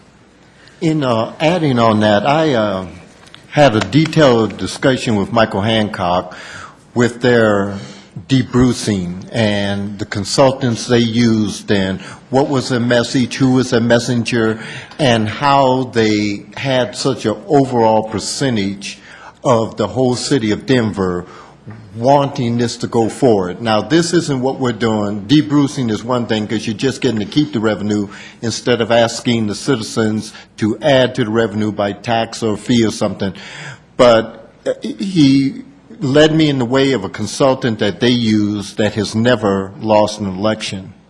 He says on everything he's ever consulted on, he's got 100% winning projects. And he also said that, it's not just our message, it's our messenger too. We are secondary messengers, but we're going to have to put a primary messenger out there to push forward the message if this is what we want to put forward on the ballot issue in November. But in my asking him these questions, my whole idea was, when you move forward with this, how do you make sure that you're going forward with the message that is going to win? And his whole message to me, which basically was in Michelle's presentation, is you're building a city that it has nothing to do with you. It has to do with your children and your children's children, because if you want it to be great in the long run, you aren't worried about how it's going to affect you. You're worried how it's going to affect the future. And that's how you build great cities. And that's what we're, basically, that's the message, if we decide to go forward, that we want to project. So, I think I'm understanding the question you were asking as far as consultants were you asking, is it worth it, or do we have the information and can we just recycle it? No, I understand the message that we're trying to send here. I'm saying in the past, there has been several things discussed. As far as getting the information from our residents, as far as where they want to see our city in the future, based on what they want to add to it.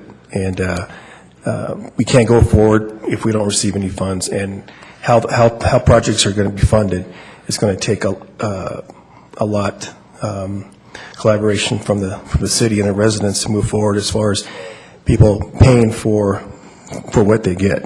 So basically, if we don't have that kind of input and we don't hit it on all cylinders, and the message isn't sent out correctly, miss an opportunity. So I do understand the need for consultants, but I'm just asking, has there been, I know there's been prior consultants coming in with the same kind of vision of what the city needs, and it's not in our budget. We have to go outside of our budget and look at other alternatives for revenue, and that's to get our residents on board. If they want to see a better city being built, it's going to take the residents' input and some money to fund our project. So I understand all that. Just asking, with all the consultants we've had in prior years, is there any data? Because it's, I mean, yes, we have grown, but I just wanted to see those consultants, as far as their final data, has any of those hit on what we're talking about today? Mr. McEldowney. I appreciate Councilman Douglas's concerns regarding selection of and extracting the greatest value from the consultants that we work with, and certainly, as we heard from Ms. Halstead, the work of our past professionals that have been engaged to support, whether it's the transportation strategic plan, the ED strategic plan, the comp plan itself, the data that's been assembled through each of those efforts certainly provides the basis of the discussions that we've had in the study sessions to this point, our retreat to this point. But I think the key here is that there is a very specific practice area that's needed for the area of expertise that we need to carry us from what we have now, right? Regardless of whether certain of our consultants in the past have been all that we had hoped that they would be. We are where we are at this moment. We have amassed considerable information through discussion, through research, through analysis, and now it's a matter of determining, with the help of some specific experts, what is the community willing to step up to, and how do we help tell that story? We certainly get it, but we know whether it's a school issue or a municipal issue, it is a difficult job to help break down these complex concepts into a manner that we can talk about them with the community in a very simple manner, that we can get to the heart of what each of these are, what the benefits are, what the costs are, and what we're asking for the community to do. And so I think, again, the point taken on the consultancy, I think staff is very clear on how important it is that we select great consultants and that we get a great product from them, and I think that's really at the heart of this. So thank you. Seeing no one else, go ahead and continue. Thank you, Mr. Mayor. Our next presentation is from our folks in Public Works. We're going to present on two projects. The first is the project that we agreed to combine at the retreat, which is 88th Avenue and Rosemary Street. So it looks like Glenn is going to walk us through that presentation first, and then following that, I assume it's Glenn that's going to walk through Tower Road as well.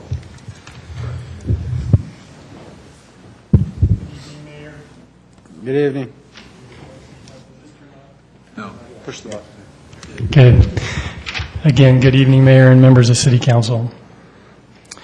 As Brian indicated, I'm here to talk about two projects. The first one will be the 88th Avenue and Rosemary Street corridors, combining those into two projects.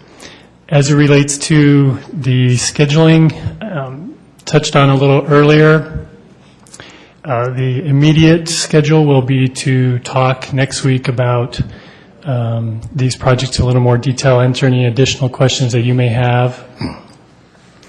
And then as we move forward, assuming the project and funding gets approved, this kind of gives you an outline of the timeline it will take to complete this project. Design would take 18 months to 24 months to complete, and construction would then also take an additional 2 years to proceed. A summary of the the Rosemary Street project. This project would cost approximately $5 million. We would widen it from the 80th Avenue to 88th Avenue. We would widen it to a major roadway collector, major collector roadway cross-section, which I will provide you a detail on that later in the presentation. That section has an 80-foot right-of-way with roadway width of 52 feet from curb to curb, which would allow either 4 lanes of through traffic or 3 lanes of traffic with a center lane for turns and bike lanes on the side. So as we go through design, we would determine which would be the most appropriate for the corridor. It would be constructed in asphalt, have curb gutter sidewalk, include the necessary drainage requirements. We would also install streetlights for safety, improve and upgrade the traffic signal at the intersection of 88th Avenue, and convert any of the overhead lines to underground. The 88th Avenue portion of the project would be widened from Rosemary Street to the I-76 ramps that are west of the east of the interstate. This would be a minor arterial roadway section, which would be 4 lanes of asphalt and median curb gutter sidewalk. Particular improvements that would be needed on this project would be to construct an overpass over the railroad crossing, and as well as reconstruct the structures over the O'Brien Canal. Depending on the improvements that are made on the overpass, it may be included in the overpass, or it would be just box culverts over the canal based on the amount of distance needed to get back to the existing roadway. I think I already touched on some of the improvements. We would include drainage, street lighting. This would be a median that would be landscaped. And again, we would have the overhead converted to underground for utilities. The next couple slides should be a summary of what was discussed at the retreat. So the pros that you guys have identified for these projects are that the projects would increase traffic flow for business and the community. It would provide better flow for the flea market. It would increase opportunity in the area for development, which would help inspire more infill in the area. It would provide a catalyst potentially for economic development of the Victory Crossing area, which actually would be in the vicinity of Highway 2 in Quebec. As it relates to development, it would increase the number of employees. It would provide a big bang for our buck on the improvements with the significant safety and congestion that would be dealt with, and it would also improve commuter traffic. A couple cons that you had identified were that there is a potential for a connector railroad between the UP and the BN, and the location of that is unknown, and actually the timing of that as well is unknown. So that's a factor we would need to look into and consider as we do the design. And improving our roadways gives the impression that CDOT will kind of not have a high priority on their roadways in the area, and in this case would be Highway 2. They would not have a desire to focus as much on that roadway. Some additional information you had requested as part of your retreat for staff to consider. Some of these I can touch on. Some of them are being developed, and we can have more information next week.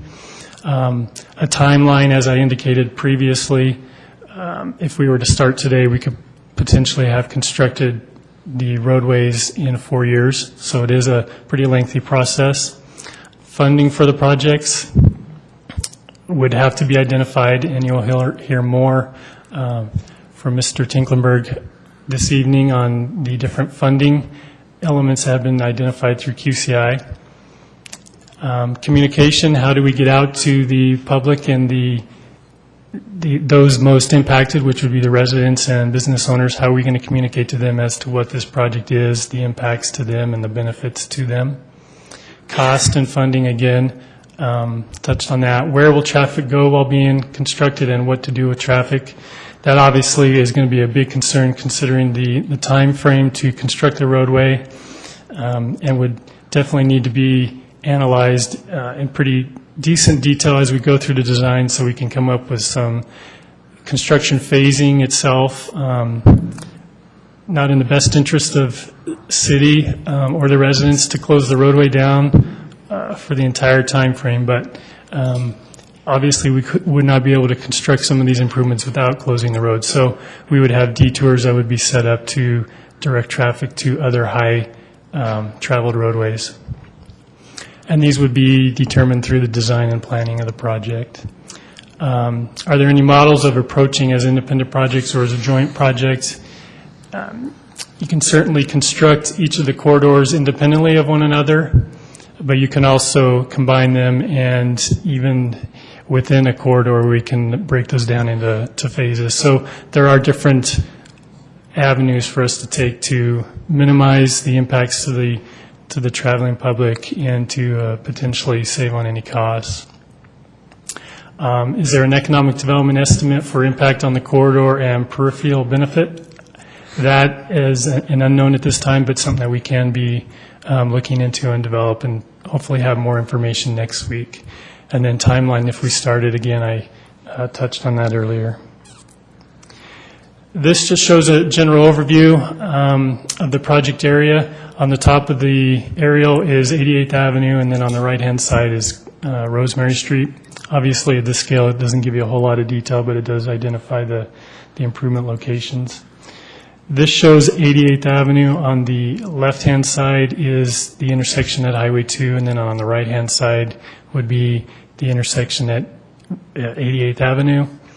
And you'll notice that intersection has a much different configuration than the T intersection that's there today, but this is one concept that we could be looking into. As I indicated, the cross-section that will be constructed is an 80-foot right-of-way with the lane configuration as shown here. And the aerial just shows the existing improvements at 81st and Rosemary, and then the extension of those improvements to the north. For 88th Avenue, the improvements, as I indicated, would be from I-76 to Rosemary. We would widen that to 4 lanes, tie into the on and off ramps at I-76. We would build an overpass over the railroad tracks. We would be required to construct an access road to the andesite property on the north side that's in between the canal and the railroad tracks, and that would be tied in with the overpass, so there would be likely a roadway under the overpass to access those properties. And then again, it shows the intersection at Rosemary Street. This cross-section is a minor arterial, so it would be 4 lanes of traffic with a landscape median, curb gutter, sidewalk. And then the aerial shows a larger view of the intersection, a potential reconfiguration at 88th and Rosemary. And And the idea behind that configuration there is a majority of the traffic is east to south and north to west. And so curving it in that manner gives the priority to those movements. And so we would reduce the potential for backups on Rosemary and or 88th Avenue by doing that. Some of the things that staff has analyzed for the project deal with cost, looking at potential ways to reduce costs if funding became tight. For Rosemary Street, as he indicated, the typical cross-section would be $5 million. If we were to take off the sidewalks, we can reduce that down to $4.6 million. We did the same sort of thing for 88th Avenue. Typical cross-section would be $44.8 million for the fully built landscaped cross-section. If we were to take off the sidewalks, we can get that down to $44 million.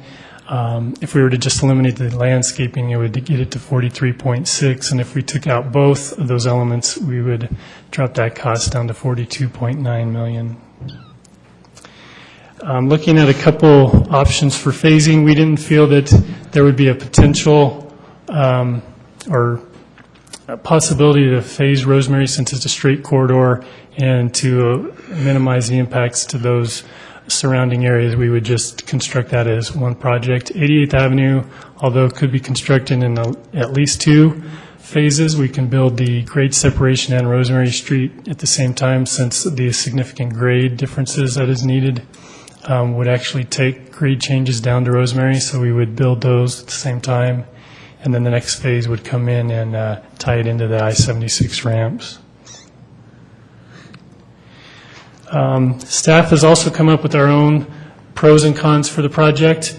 As part of the previous enclave discussions that took place in years past, corridor improvements were on the list of high priority for businesses in the area, making improvements to the roadways they use with the tax money that we collect from them. Another pro would be that this would obviously increase traffic safety and improve the travel time with the elimination of the interaction of the railroad crossing.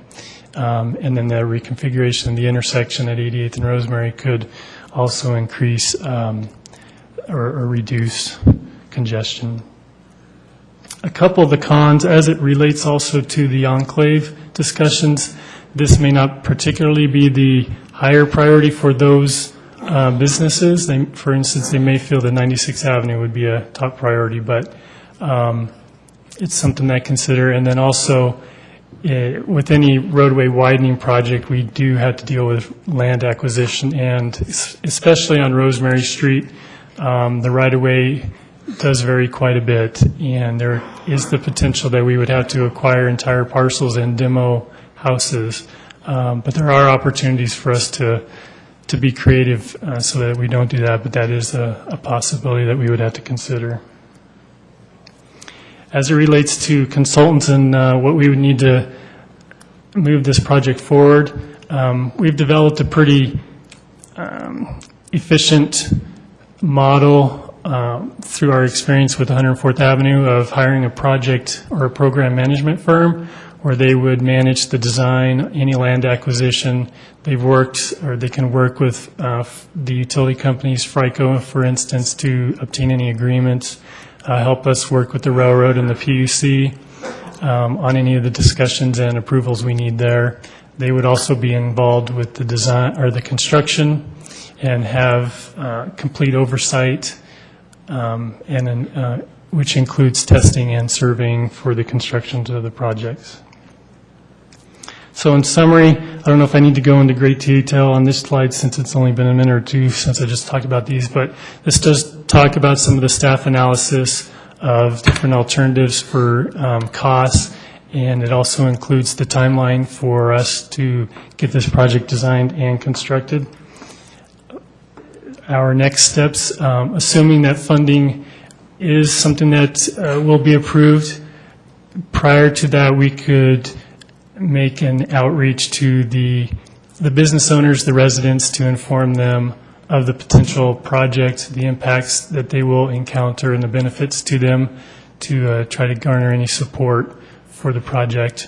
And then once funding is approved, we would then move swiftly to draft and develop a scope of work for our program manager and get that out and advertised. And we believe that that process would take 3 to 5 months to get that going. At this time, I know that was a lot of information, but I open it up for council to give us any more ideas that you'd like to hear information on so that we can put some information together for next week's study session. Any council members have any additional information they'd like? Mr. Amador. Maybe if staff could bring to the table approximately how many residences would be affected and businesses by the widening of the Rosemary and 88th. That way we have an idea of what we're kind of looking at. Yeah, we can certainly do that. Okay, Mr. McEldowney. Thank you, Mr. Ellis. On the analysis where we were looking at with sidewalks, without sidewalks, with landscaping, without landscaping, one of the things I think we need to consider is, or not remove from the consideration, is that multimodal transportation option. So to me, removing sidewalks indoor bike lanes is not viable, particularly with the ability for, whether it's residents or otherwise, to commute to work without a car through those same corridors. And so I guess what I would look at is, rather than the black and white analysis, are there creative ways to maybe leverage an oversized sidewalk/trail component, much like the 104th component, where maybe we do a one side of the roadway that gets an oversized corridor that functions as sidewalk and trail, ensuring that we've got proper crossings through the corridor. But would that allow us to maximize the roadway segment itself for traffic and turning? Because I think, obviously, if we were to enhance the roadway and only have a single lane in either direction at the cost of bike lanes, that's not viable, especially in an industrial area. But potentially maximizing that sidewalk/trail component and still allowing for a single lane plus turn lanes might give us a better flow. But just some of the creative options in terms of how do we ensure that we maintain that multimodal opportunity. The other piece that I would think that we consider in terms of cost savings is in regard to the landscaping. It's funny how you don't pay attention to medians until you get on city council, and certainly we've had our share of median discussions in this town. And well-developed, well-built medians are beautiful. They certainly create a great feel. But at the same time, I look at North Glen, as an example. I had grandparents that lived up off of 104th and Cuevas a million years ago, and the roadway looks identical to the way that it did 25 years ago. And they've got two very functional sides of the road. They've got an open culvert essentially down the middle of the road, and I think it costs a heck of a lot less to do that. I think one of the things that we may consider in order to stretch our dollar is, how do we think about those types of things differently? And maybe it's to our advantage to make the extra investment to put a finished median in there, but it might be helpful when we come back in anticipation of discussions with the community. What is the cost benefit of building out those medians in more of a finished capacity versus leaving them in more of an unfinished capacity? I can just anticipate citizens asking, well, why would you spend all that extra money to put a median through there? And I know that's a question that we got in the 104th corridor when folks understood that part of that median is sacrificial, right? I mean, ultimately, to expand capacity, we would actually take out things that we've built. So it's a question I would just think we want to have an answer to, certainly when we get ready for a citizen discussion, but it would be helpful for us to have in our own discussions if we can. Does that make sense? Definitely. As it relates to medians, we can look at Quebec Street north of 72nd. That's native grass, that's bare bones, and then we go up to 104th. And I know when we did the design for Quebec, there was a lot of thought in, how should we address those medians, and it changed over time. And eventually, once they were constructed, we came back and added to them. So I think the locale of the roadway will also dictate what kind of median. Maybe 88th Avenue doesn't warrant a 104th style median treatment. But yeah, certainly something that we can look at.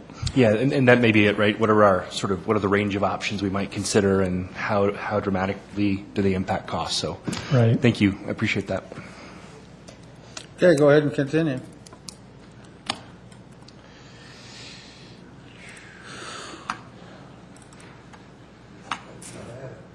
You had a question? I didn't see your light on, Steve. Okay, Steve, go ahead. Thanks, Mr. Ellis. You know, looking at the scene here with no sidewalks, no landscaping at all, I think that would help to have sidewalks because, especially looking at our stormwater infrastructure, that's going to help as far as if having the sidewalks there to channel the water that for rain or whatever. The other thing, is it going to be porous asphalt? For the... For 88th, as far as the widening and resurfacing and... Yeah, it would just be normal, regular asphalt. So yeah, there would be some infiltration, but not like concrete. Okay, is there a way to look at that, to have more of a green asphalt built instead of just a regular asphalt?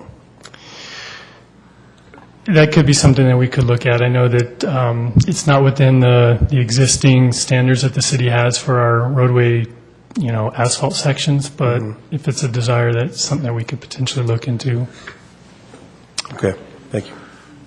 Glenn, on the asphalt sections for 88th Avenue, given the fact that there is quite a bit of truck traffic, would that be designed to handle that truck traffic, being that it's asphalt? Yeah, we actually, as part of our geotechnical analysis, we would have the consultant look at asphalt and concrete and give us a recommendation on thicknesses, but they definitely would be designed to carry the amount of traffic that's out there and the potential growth of traffic. It really just comes down to funding. Concrete is going to cost a lot more putting in. And, it's a consideration if you do have a higher percentage of trucks to go with that route with concrete. That's what we did on 96th Avenue at Highway 2. It has a higher percentage of trucks, and so that was helpful in our decision to construct that in concrete. Okay, thank you. Anyone else? Go ahead and move on. Okay, so the next project is Tower Road, and some of the elements are going to be the same, so I may go a little faster through there on this presentation, but the scheduling again, we have our study session, and then for the size of the project itself, it's going to have the same impact on our design and construction timeline as the other project.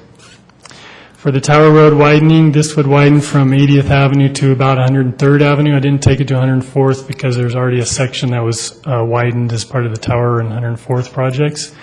So it would tie into the existing widening there. This would widen to our principal arterial section, except it'll have 4 lanes as opposed to 6, which we typically have in our build-out of a principal arterial. This would be a concrete roadway. That is the designation we've identified for principal arterials in the city. That's 104th is a principal, and so we've constructed it in concrete. Again, it would have curb gutter, sidewalk, drainage. We would need to construct a bridge over Second Creek, similar to the one on 104th, maybe scaled down a bit. We would include street lighting. We would construct new traffic signals or upgraded signals at the existing signal locations. Again, convert our overhead utilities to underground and install median landscaping. So to kind of give you a visual, this would look like 104th Avenue with all of the exact elements of it. Again, some of the pros and cons that were identified from you during your council retreat. Pros would be, this would encourage economic development in the corridor. It would improve community balance. It would bring in funds through economic development. It would increase the quality of life through mobility and not getting stuck. If you've been on Tower Road, you know that backups are a very daily occurrence because it's over capacity. The 2 lanes cannot handle the amount of traffic any longer. The project would decrease that congestion. Funding sources have been identified in the way of GIDs as a potential funding source. The project would improve the community perception by meeting the needs to move traffic in and out efficiently through the city.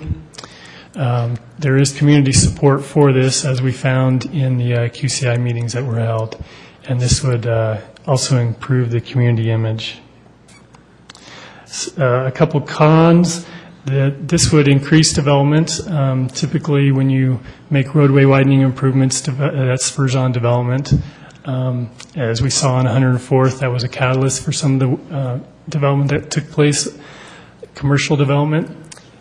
This would have a huge cost. It is a 3-mile section, but it's upwards in the vicinity of $50 million, and this would attract more traffic. The thought is that with it being over capacity and the congestion currently, that traffic is going somewhere else, potentially 470, and if you widen the roadway, it'll come back to Tower Road.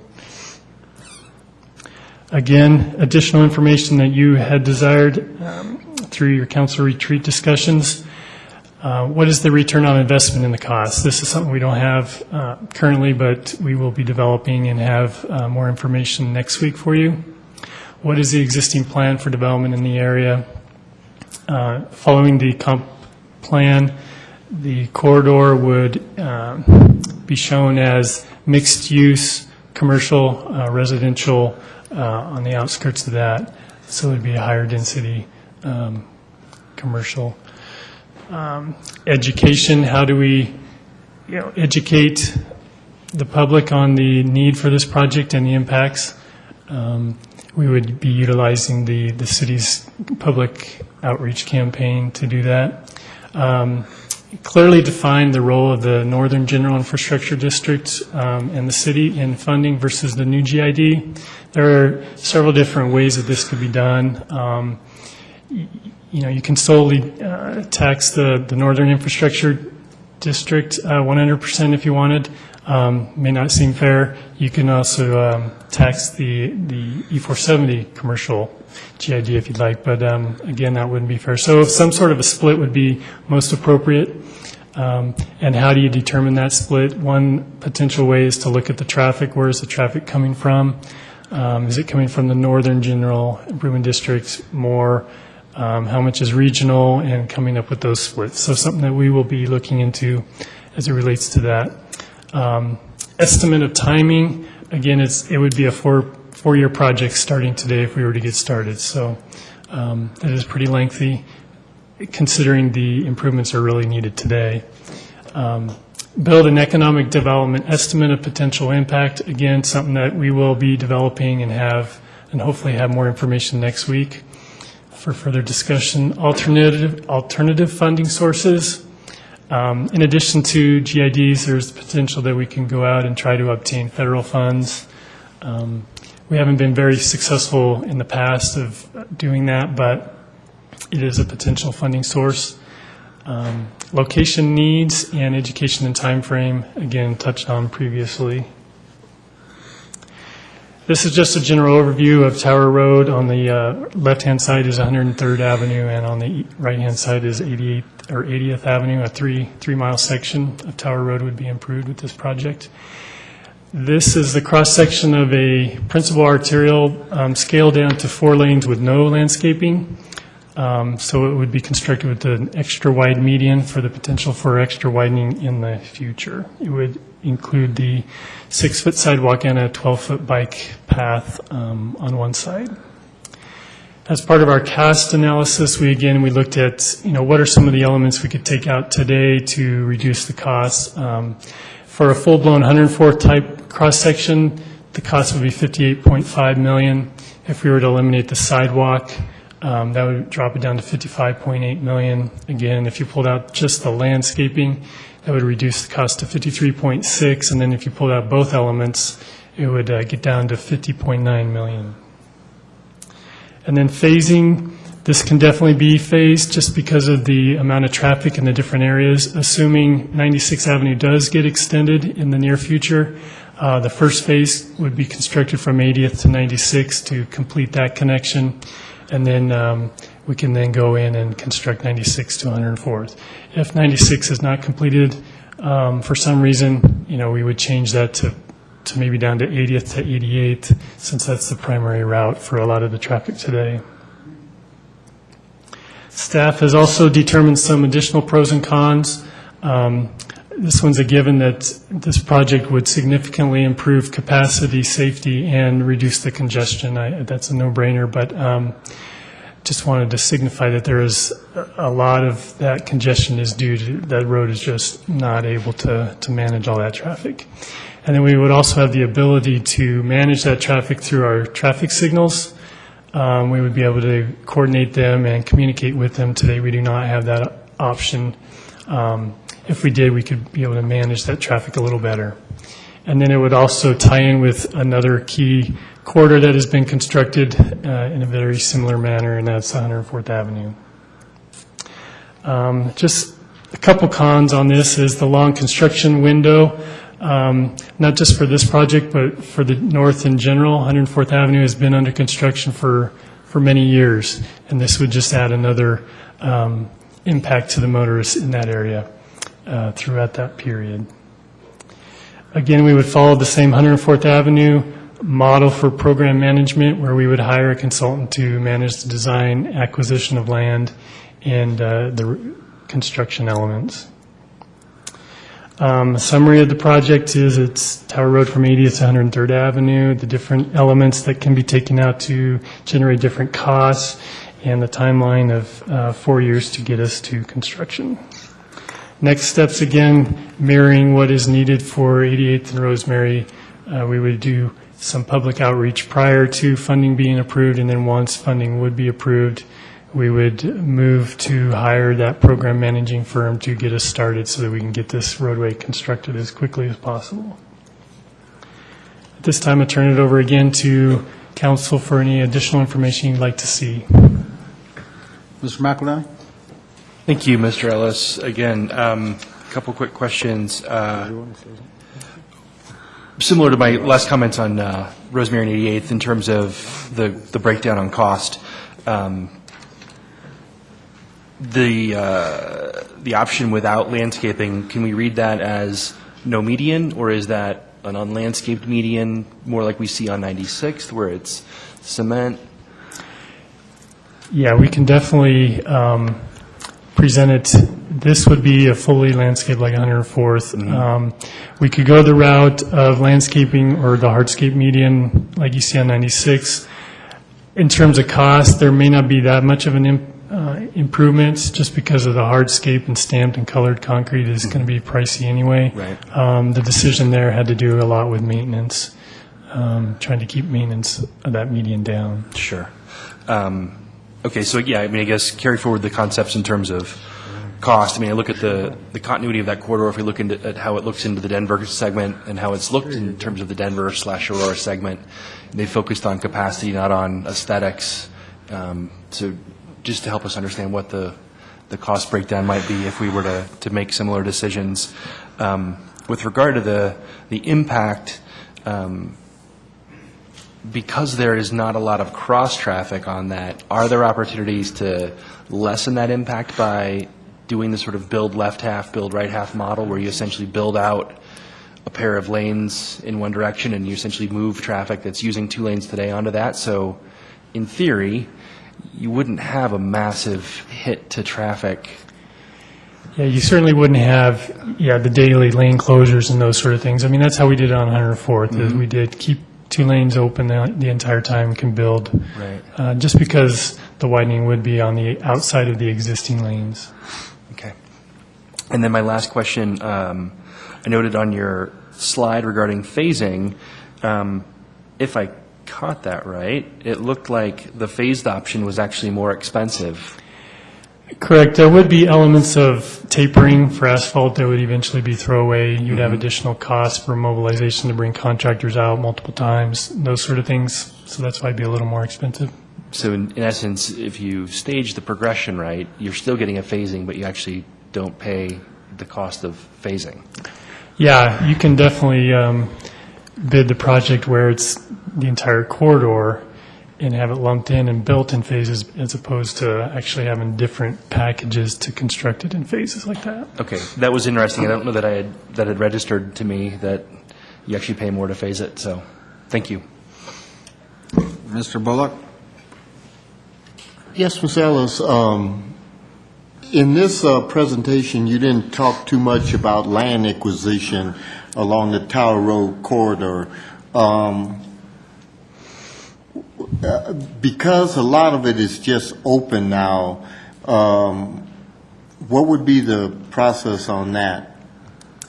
Well, we'd still go through our typical, get appraisals done, meet with the property owners, those required processes. But yeah, there aren't the impacts. You don't have significant improvements that you have to acquire. You don't have the potential for relocating and demoing structures.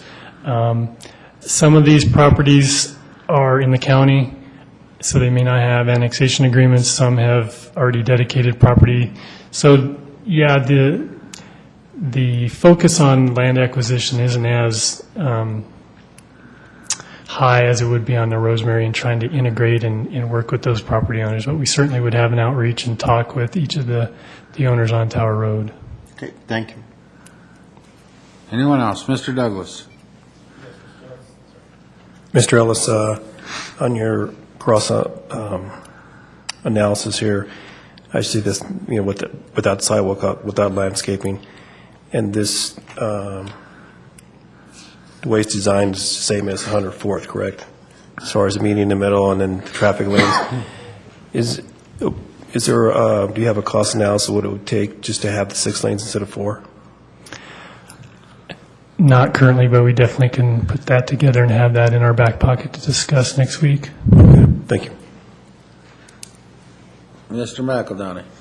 Sorry, just to coattail Mr. Douglas's comments on that. I think, I know we've done it in past discussions on roadways. When you build out 4 versus 6, you add additional O&M to the mix. So it wouldn't be just the capital cost of building out the extra 2 lanes, right? We would introduce additional cost from an O&M perspective in terms of maintaining those lane miles from not only a plowing and street sweeping perspective, but that's built roadway that can degrade sooner and then adds to our maintenance efforts as well, right?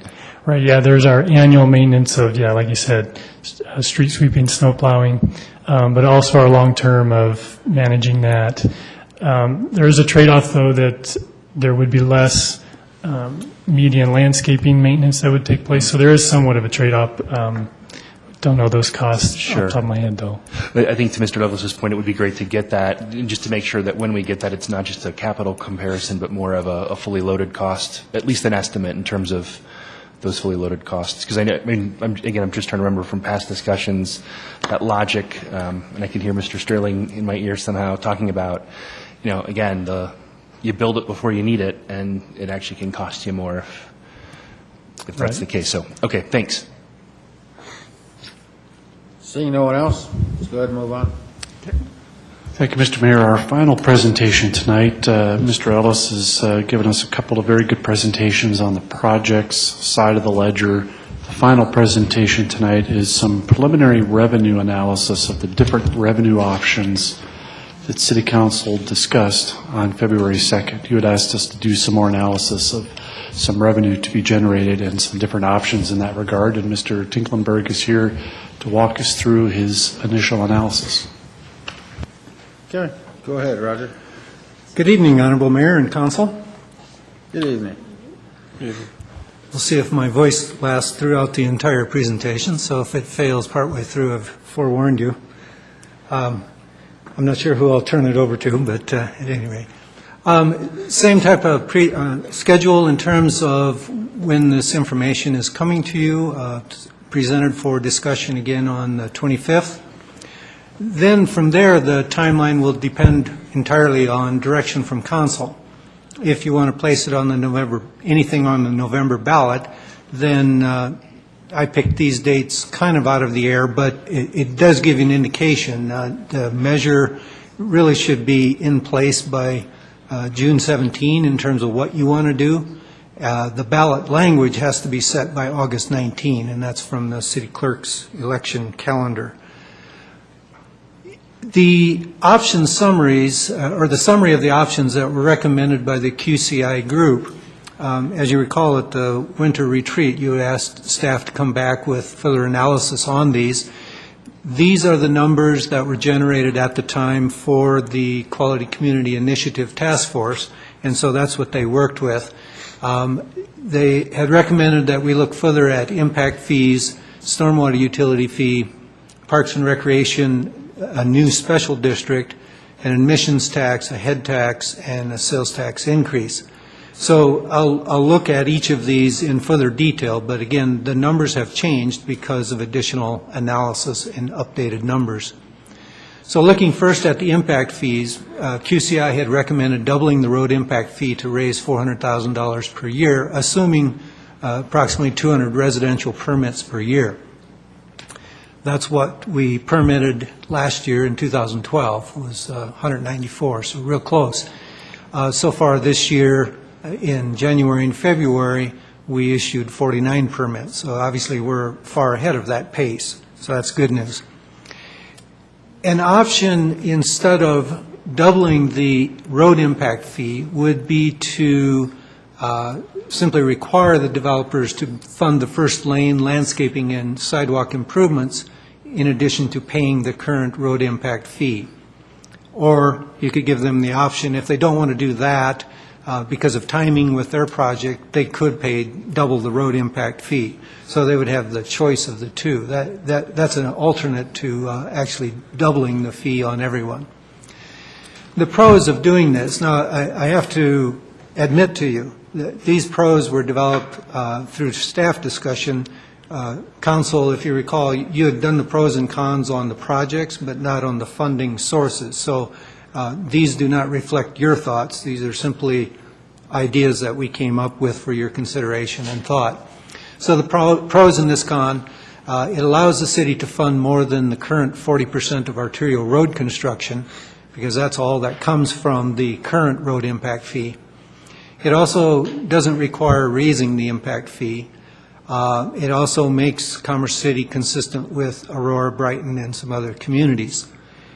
It only requires council approval of this funding mechanism. It would not require going to the voters for approval. Some of the cons is that it increases development costs for new development. It does require negotiating the choice of paying that double road impact fee or funding the road improvements construction at the time of the development agreement. In other words, staff would need to sit down with the developer and negotiate which way they're going for each one of these projects. Turning now to the stormwater utility, QCI recommended phasing in stormwater utility fee, and what the fee is intended to do is to fund full compliance with federal law, maintenance of current drainage facilities, and construction of either construction of new or replacement of existing drainage facilities. Setting the fee at $6 per month would raise $3.367 million annually. However, because of the phasing in, you'll see some additional numbers here. This would also free up $850,000 in the general fund, which is currently going towards stormwater maintenance. Some of the pros is that stormwater is currently inadequately funded. It provides needed funding for the operation, maintenance, replacement, and construction of stormwater compliance and facilities. It would make Commerce City consistent with other metro communities, and it only requires council approval of this funding mechanism. Cons, it does increase annual costs for both homes and businesses. It requires billing the fee through the county on the property tax, and this isn't a real good political environment because of what Adams County has found, or their experience, if I could put it that way diplomatically. Turning to the new special district for Parks and Recreation, QCI recommended establishing a new special district to fund the full operation and maintenance of the current facilities and programs and construction of new facilities. Setting the special district's mill levy at 14 mills, and I need to note the presentation that went out to you had a typographical error. It had a $sign in front of that 14.8 mills. That $sign should not be there. It's just plain 14 mills, 14.8 mills. That would provide revenue of a little over $10 million annually. And what this does is it frees up money in the general fund, which then could be used for capital road maintenance and projects. So some of the pros, it allows construction of new parks and recreation centers sooner than the current situation. It provides needed funding for the operation, maintenance, replacement, and construction of parks and recreation facilities. It ensures consistent funding for parks, open space, trails, and recreation. Some of the cons is that it increases annual costs for both homes and businesses through their property tax. It requires setting up a separate special district. That will require an amendment of the city charter because in the charter it provides for Parks and Recreation as a city department. The special district would also have to have its own elected board of directors, and so it would require an election for both establishing the district and issuing debt, if that were the intent. Electors are also often not receptive to property tax increases, so that's another factor. There are also overlapping districts that already provide some of the Parks and Recreation service. Several of the metro districts provide this service, particularly in the North Range. Turning now to admissions tax, QCI recommended placing an entertainment admissions tax on the ballot. The initial analysis did not include the flea market. This analysis does include it, and if it is set at 8%, then it would provide $1.3 million annually. This does provide money for road capital maintenance or for Parks and Recreation. Some of the pros, it provides funding for capital road projects, provides needed funding for operation maintenance, replacement, construction of Parks and Recreation facilities, and the majority of the revenue would come from visitors to the community. Not all, but a majority would. Some of the cons, it increases the annual cost to attend entertainment venues. It also requires a citizen petition in order to have it apply to the flea market. In other words, it could not be initiated by city council action. It does require an election, a fall election, to place it on the ballot. Turning to the head tax, QCI recommended placing an employment head tax on the ballot. I've done a new analysis based on some updated employment numbers, and the estimate is if it is set at $5 a month, it would provide $1.47 million annually. This would provide money for both roads and Parks and Recreation. Some of the pros, it provides funding for capital road projects. It also provides funding for Parks and Recreation. Much of the revenue would come from employees that live in other communities. Now, it still would apply to employees living in this community, but a significant portion of the employees working here do commute in from other communities. The cons is that it increases annual costs for businesses. Businesses don't like the administrative burden of collecting and remitting the tax, and it requires an election. Sales tax increase, the QCI recommended placing a proposal to increase the sales and use tax on the ballot. An updated estimate is that a half-a-cent increase would provide $5 million annually, and that's based on the 2012 sales and use tax revenues. QCI recommended using that money for road projects.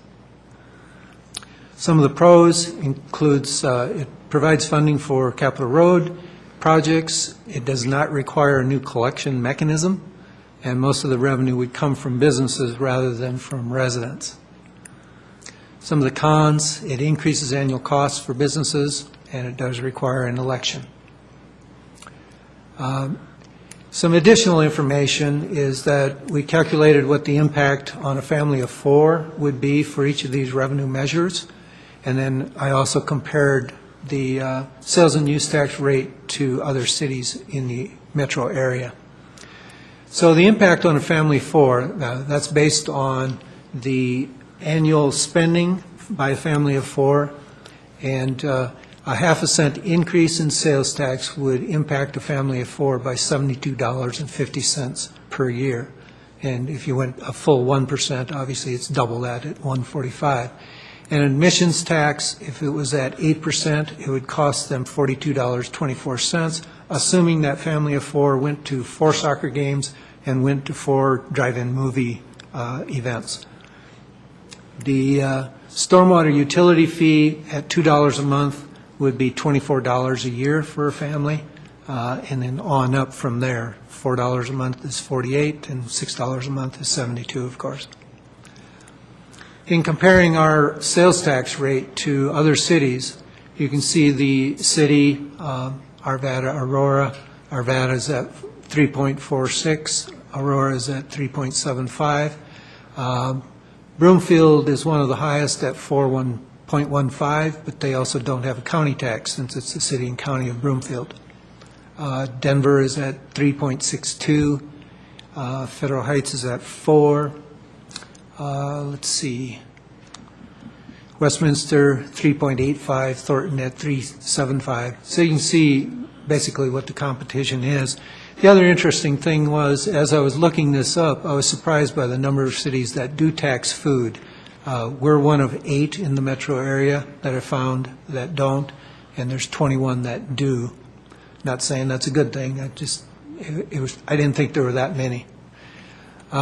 Looking at head tax comparison to other cities, I found 4 cities that impose a head tax. Aurora's is based on anyone earning a gross over $250 a month. Theirs is $2 for the employee and $2 for the business for a total of $4. Denver, it's anyone grossing over $500 per month, and the employee pays $5.75 and the business pays $4 for a total of $9.75. Glendale is the highest, but it's also for anyone grossing over $750 a month, and it's $5 for each for a total of $10.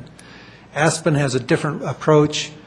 They charge the business based on the number of employees, and so if it's 0 to 5, it's $150, 6 to 15, $200 on up. Also, looking at the property tax, if you increased it by 1 mil, that would impact a $200,000 home $15.92 per year.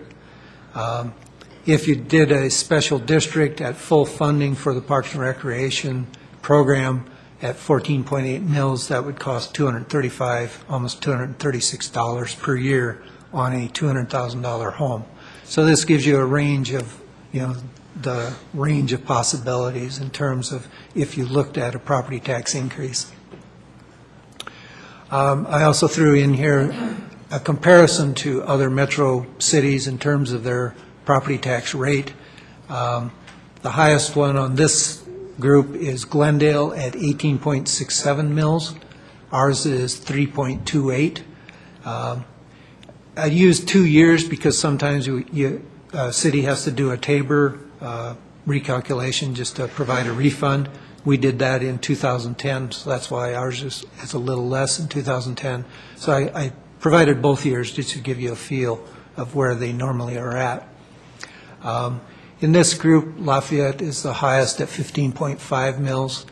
I think Lone Tree is the lowest, obviously at 0. The average of all of the cities is 7 mils, and again, we're at 3.28. The maximum was Glendale, as I noted, at 18.67. So next steps in summary, in combination, the QCI recommended new or increased revenues to provide funding for all of the recommended projects. But basically, staff needs council direction on the revenue measures and levels that council is willing to consider further. Then based on that, we can develop more information on the various projects that can be funded by those funding mechanisms.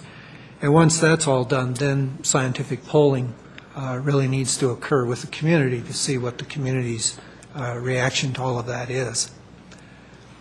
So in summary, what additional information do you need from us for your discussion? Mr. Bullock? Yes, Roger.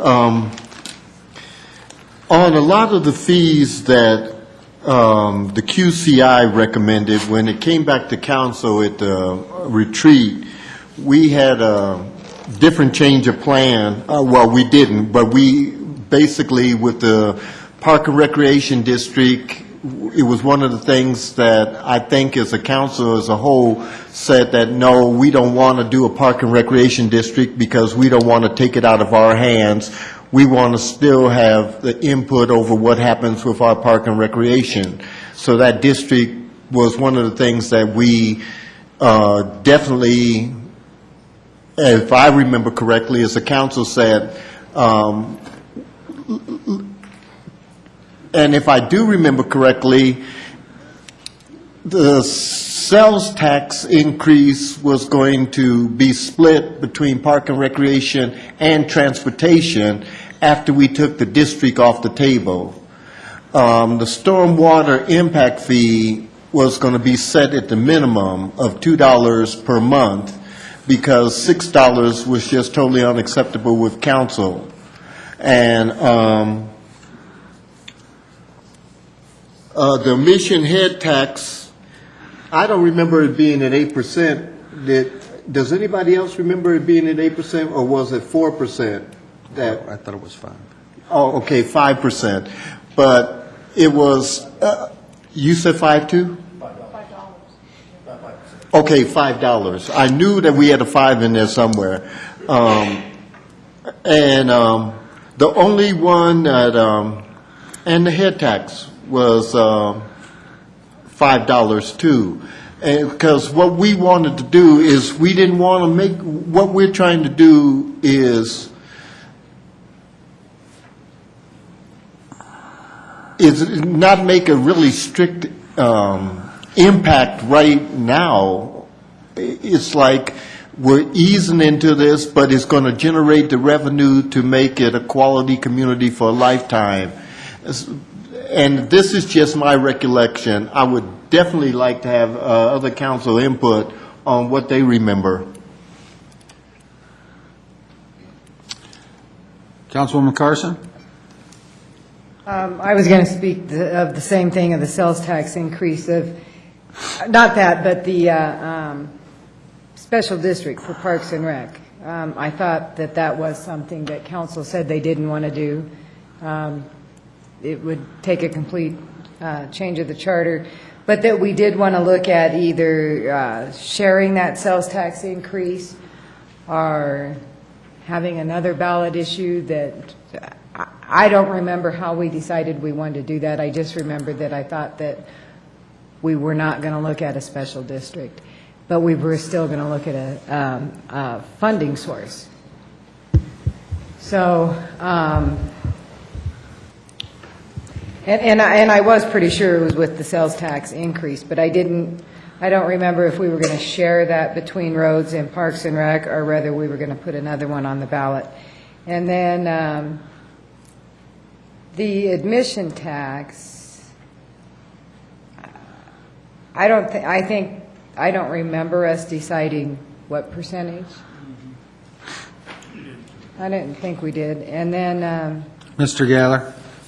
Just as a point of clarification, the admission tax is a percentage amount. When Councilman Bullock was speaking, were you talking about the head tax being $5? No, I thought the admission tax was a 5%, because putting $5 on a ticket was kind of in excess. I thought it was 5% on a ticket for the the different venues we had, and you almost have to put a percent on admission tax. Head tax is a different matter, so just clarify that. Mr. McBroom? Just to add some clarification to the information Roger presented, we weren't trying to suggest that anything was decided differently than what you may remember. February 2nd, the last day of the retreat, City Council didn't make decisions coming out of the retreat. There was a lot of discussion about a lot of different options. Our direction was to do some more analysis of those various different options. So we're simply just presenting the information back with a little bit of additional staff analysis, particularly comparing these different revenue ideas to what other communities are doing, to facilitate a good discussion next week. I do recall definitely that the council wasn't particularly interested in the Park and Recreation District, but we left the property tax increase option on there as a way for the City Council perhaps to go to the ballot and increase the city's property tax mill levy as a funding source for park and recreation projects. So we're not trying to push this in any one direction or another, just lots of additional information to help your discussion next week. We weren't in a setting to make decisions anyway. All we were to give some guidance towards these particular items to be brought back, and I realize that's what you're doing. And then, what was my other note? I don't know if we can add, when we're looking at this sales tax comparison, what it would bring in if we did have a food tax like the other cities do. Okay.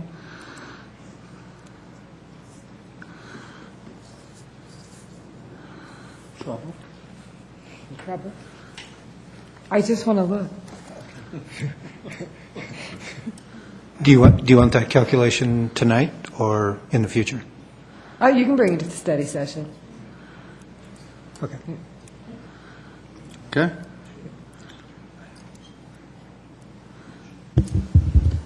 Mr. Ticklenberg actually has it. We can share it with you tonight, and we'll include it as part of Okay. an abbreviated presentation next Monday. Okay.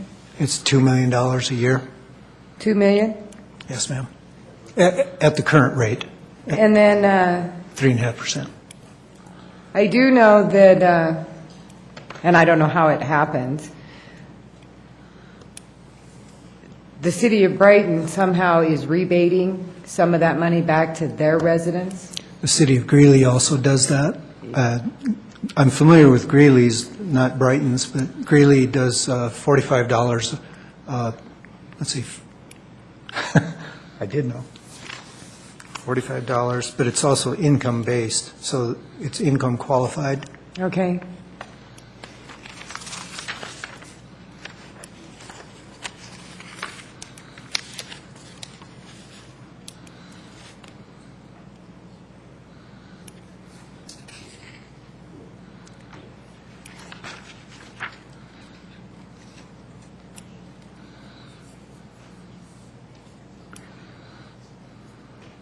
Well, it's $45 per person per year.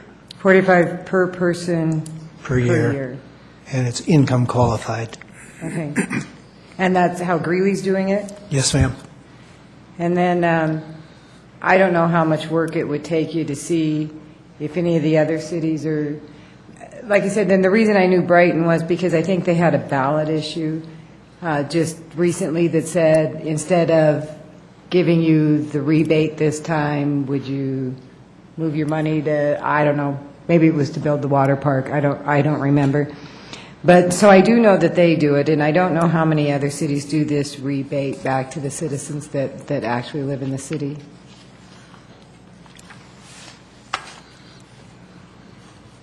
If it wouldn't be, if it's a ton of work, it can wait. Okay. We'll attempt to find it. Okay, thank you. Mr. McEldowney. Thank you. Lots and lots to reflect on, certainly. I think with the Parks and Rec District, I think the one thing that I left recalling from the meeting was that there were certainly questions about the charter and whether or not we could actually do so. And you touched on some of those pieces tonight. I think the other piece that you certainly hit on, but I don't know that we could hit on hard enough, is the fact that we have existing districts that provide similar or same services. And so you'd essentially end up in a position where, should that pass, you'd be radically impacting a subset of the community, charging them double or much more than double for those services. So this is one of those things that I think from a messaging perspective and an outreach perspective, it's one of the quandaries that we have to get citizen input on to figure out, right? I mean, there are certainly needs in terms of Parks and Rec, but how do you solve for it given big pieces of the community already have an outlay, in terms of that extra fee? So I don't know the answer, and maybe there's a need to look at even more creative options in terms of, is there any logic in looking at assembling the metro districts in the city if you were to look at some new Parks and Rec district, do you essentially replace the city and the existing Metro District Park and Rec functions under some new entity where, as opposed to somebody like myself paying, a Metro District allotment and a city allotment, I actually pay one allotment, but we restructure, essentially assembling, it's effectively merging those functions and identifying some economy of scale in terms of a single endeavor. And I certainly know that, a community like Green Union may have resistance to that from a builder perspective. It's a differentiator in terms of the district, but at the same time, you've got a district that's having, and I think all the districts are in the same position, the ability to bring in as much income as they need in order to do the things that they want to do isn't necessarily there. So, I know municipalities talk about sharing services. We certainly do some shared programming with the districts, but, just for grins, as an on-paper exercise, what would that look like? Is there any merit to it? What might be the legal hurdles in terms of doing that? Obviously, people are paying different mill levies today in terms of their metro districts, and what might that have to look like? But again, I think it's just putting all the options on the table to really force some consideration about what the alternatives are. So, Mr. Douglas. Thank you, Roger. I also remember taking from our retreat that if we do that option on the mill levy, we also lose lottery funds because because you had brought that up. Because if we go that option with the mill levy with the districts, seeing that those funds come in that way, that would take us off the receiving funds from the lottery. And the other thing, as far as food, I think on average, a family of four spends between $3,500 to $4,300 a year on groceries. So get 3%. That's anywhere from $133 to $155 a year added tax. Maybe we should look at like a healthier choice, maybe like a sugar tax for on candy, pop, things that are not healthy, instead of overall food cost. So no, right now we don't have a tax on food, things that are non prepared foods. There are taxes on things that are prepared, of course, but things that you have to prepare yourself, there are no food tax, but maybe looking at a sugar tax. I know Boulder has one. Thanks. On the, thank you, Roger, by the way. On the admission tax, why could the council initiate the ballot question on everything but the flea market? There's a provision in their annexation agreement whereby the city agreed to not impose it by council action. So it would. Yeah, it's for 10 years. Right, but my concern with that is, since there's 5 new council members up here, I have a problem with one council being able to tie the hands of a future council. And I have concerns with that piece of it, because I don't think it's fair for us to impose and to pursue imposition on Dick's and on the movie theater without being able to impose on the flea market. And I don't think that the majority of this council didn't make that decision, and I have some concerns with it, Bob. I share your concern, but here's the problem. There is a contract right that the flea market has, and one council can't take away a contract right that a citizen has. It's like any other contract that a citizen has with the city. One council can enter into the contract, but a future council can't unilaterally cancel a contract that you as an individual has. It's not like a tax.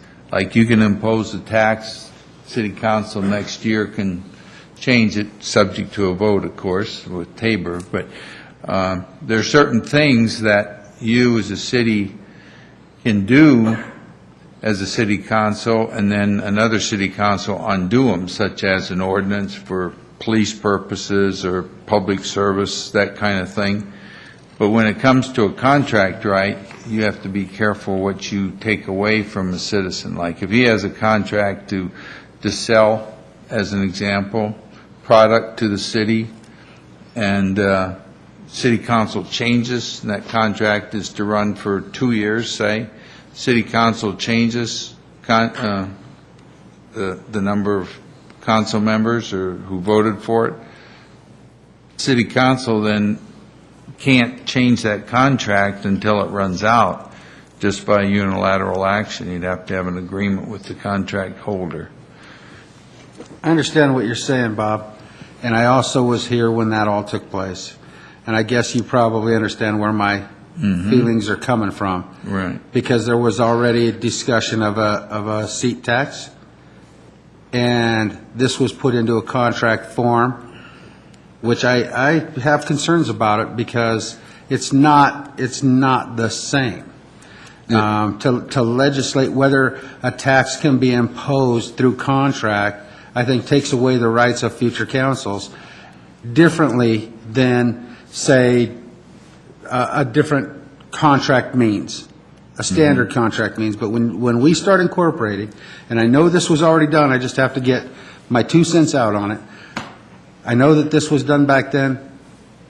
When staff and councils allow contract provisions for legislative decisions for the future, I think is crossing the line with binding the hands of future council obligations.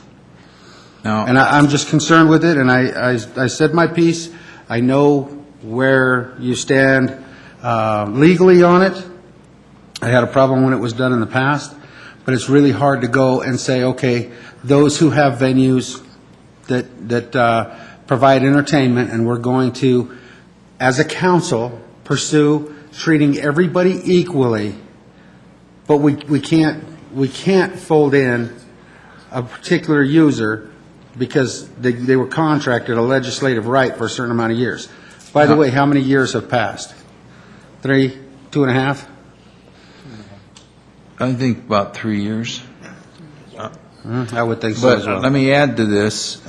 What Roger is referring to is an ordinance initiated by the city council. It doesn't affect a citizen submitting a petition. I understand that. And putting it on the ballot. But that wasn't an ordinance initiated by the council, because I was here the night it happened, at midnight. Yeah. And I'll get off my So there's a soapbox way, and there's a move way on. it can be put on the ballot. It's just, there's the issue with I the understand council that. initiative. I just don't think it was right to do. Councilwoman Carson. Well, we did stay here till, 3 in the morning, and so I could be wrong, but I do remember I thought it was the largest amount of us that were sitting on this council who agreed and said we would not tie the hands of future council. So I'm a little miffed here because I thought that was something that council was not willing to agree to then, and I thought it was pulled back.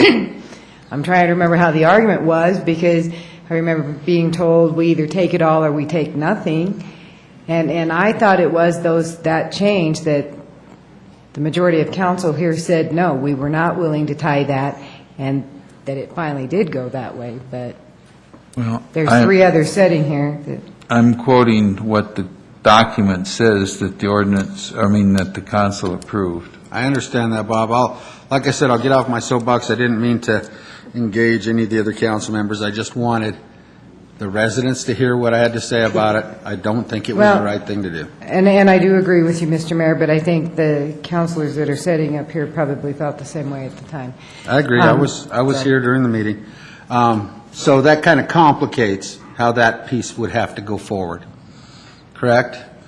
Yes, and going over all of it, I am concerned about the stormwater impact fee and especially since we're watching Adams County deal with a scenario that even more complicates that issue. I also stand with my colleagues up here concerned about changing the charter and creating a special district for Parks and Recreation. But And just to add a complication to what you just said, Mr. Mayor, is that in order to organize a recreation district, the voters who are part of an existing district that provides services are not to be included in the new rec district, which would include Union and Reunion, Bell Creek. Well, you name them. I mean, there are numerous ones.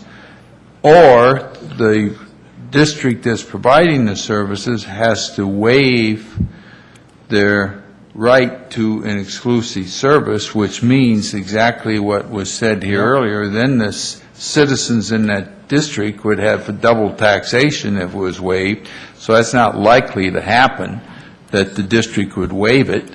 So it's very unlikely that it would even pass. I understand that. And I guess the last thing I have to say is that these are suggestions to the public that we will be bringing forward, and if they so choose to make these improvements into our community, my biggest concern is that we stay competitive from an economic development standpoint with the needs that we have for commercial development along 104th, around Victory Crossing, and what we're doing at the dog track, and a new TOD development is supposed to go in at 72nd and Colorado Boulevard, that if we're not competitive, we're going to drive business elsewhere. So we have to stay competitive. It's always been a big concern of mine to stay competitive and make sure that our fees and taxes don't exceed what next door neighbors in Brighton, Aurora, Thornton, whatever it may be, so that we can continue to have a benefit or an edge on development in our community. Thank you for your presentations this evening. Thank you. We'll move on the agenda.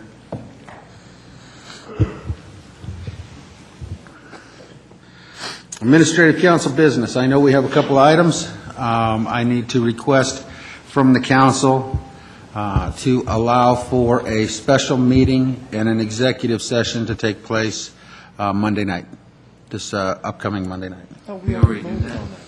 No, we did not. We don't have one for the 25th special session? Special meeting and executive session. Mr. McBroom. Next week is a study session night starting at 6:30, based on a meeting Mr. Hayes, Mayor Ford, and I had today regarding RTD. We would like to schedule a special meeting next Monday from 5:30 to 6:30 for the purpose of an executive session to discuss negotiations relative to the IGA that we will need to execute with RTD later this year. And it's timely enough that we can't wait until April 1st. So it'll be a special meeting from 5:30 to 6:30 that would include an executive session during that time and possible action. Okay. What are the council's desires? Mr. Bullock? Move to incorporate a special meeting on next Monday's agenda for the purpose of executive session. Okay. Mr. Amador? I second that. We have a motion and a second to allow for an executive session, special meeting and executive session. And possible action following Exactly, the and exec possible session. action. It wouldn't only be for executive session. The council would have to take an action after the executive session in open public session. That's why we need this special meeting and the executive session. I have the motion and second. All those in favor signify by saying aye. Aye. Opposed, say nay. Motion is carried. Now, Mr. McBroom, anything I'm missing on the administrative council business? The other item of administrative council business, Ms. Halstead sent out to you earlier today. We've received a rather urgent request to speak out on some possible federal legislation that would remove the tax-free status from municipal bonds. If I can quote from her email, consistent with Commerce City's federal advocacy meetings, the U.S. Conference of Mayors is requesting local government support and signatures to 2 letters to the President and congressional leaders urging them to reject proposals that would reduce or eliminate the federal tax exemption on interest earned from tax-exempt municipal bonds. There are 2 sample letters. We would be requesting that City Council authorize the mayor to sign those 2 letters, one to congressional leaders and one to the President, opposing that type of legislation. Okay, is there a motion? Mr. McEldowney? Would move that the council adopt a position in opposition to the aforementioned proposal. Okay, Mr. Amador? Okay, I have a motion and a second to authorize me to sign 2 letters that will go out to the legislative delegates and the president in opposition of any tax impositions. All those in favor signify by saying aye. Aye. Opposed, say nay. Motion's carried. We cover all the administrative business there, Mr. McBroom. Council have any additional administrative council business to take care of? Seeing no one? Mr. McEldowney. Just always stays on. It's always at the top of my board. Always. I had just a point of clarification in regard to the Year of the Student measure that we passed earlier this evening. I wanted to confirm that we'll take the final step of formalizing our support on the 2013 Year of the Student website as well. Are we going to take the extra step as in conjunction with our resolution to formalize that on the site as well as a supporting organization? That was our intent. I'm not sure if that's in the works or not. We will assure that it is. I thought that was the case. I just didn't want to assume and see it missed, so thanks. If there be nothing further, we're going to move into reports. City Manager?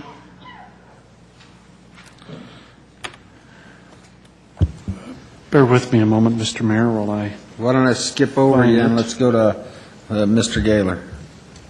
Mine is real short. I don't have anything to add this evening. Okay, thank you. See how I bought you a little time? A little time. Thank you, Mr. Mayor. That's all I needed.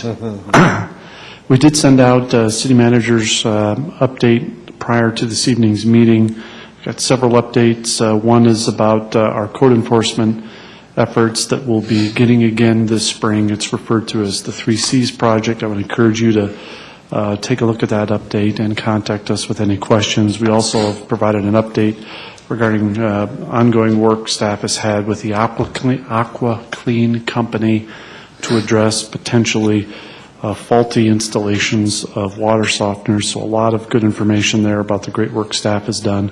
We attached to the City Manager's report the report and recommendations from the Amendment 64 Task Force. So I would encourage you to look through that. Ms. Spratler had thanked the chief earlier this evening for getting back to her on her issue. You can see his update in the City Manager's update this evening as well. We also followed up at Council's request to address concerns the judge had about security in the courtroom and for the council meetings, so we've included the police department's update.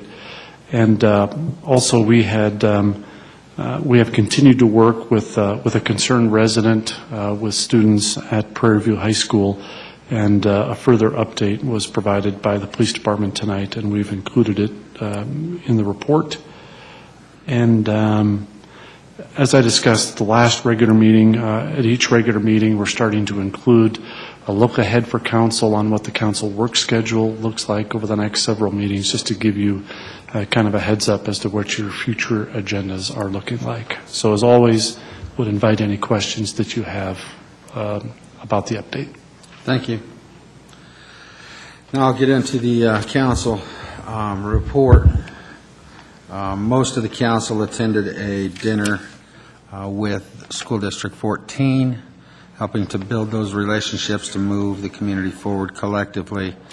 I attended a meeting on the 4th with 2014 World Lacrosse Championships was the discussion. The 2014 World Lacrosse Championships will be coming to Commerce City to Dick's Sporting Goods Park, July of 2014. It will be the biggest sporting event ever held in the state of Colorado, bigger than the World Series. It will include 40 different countries, and the estimated ancillary spending will be over $50 million.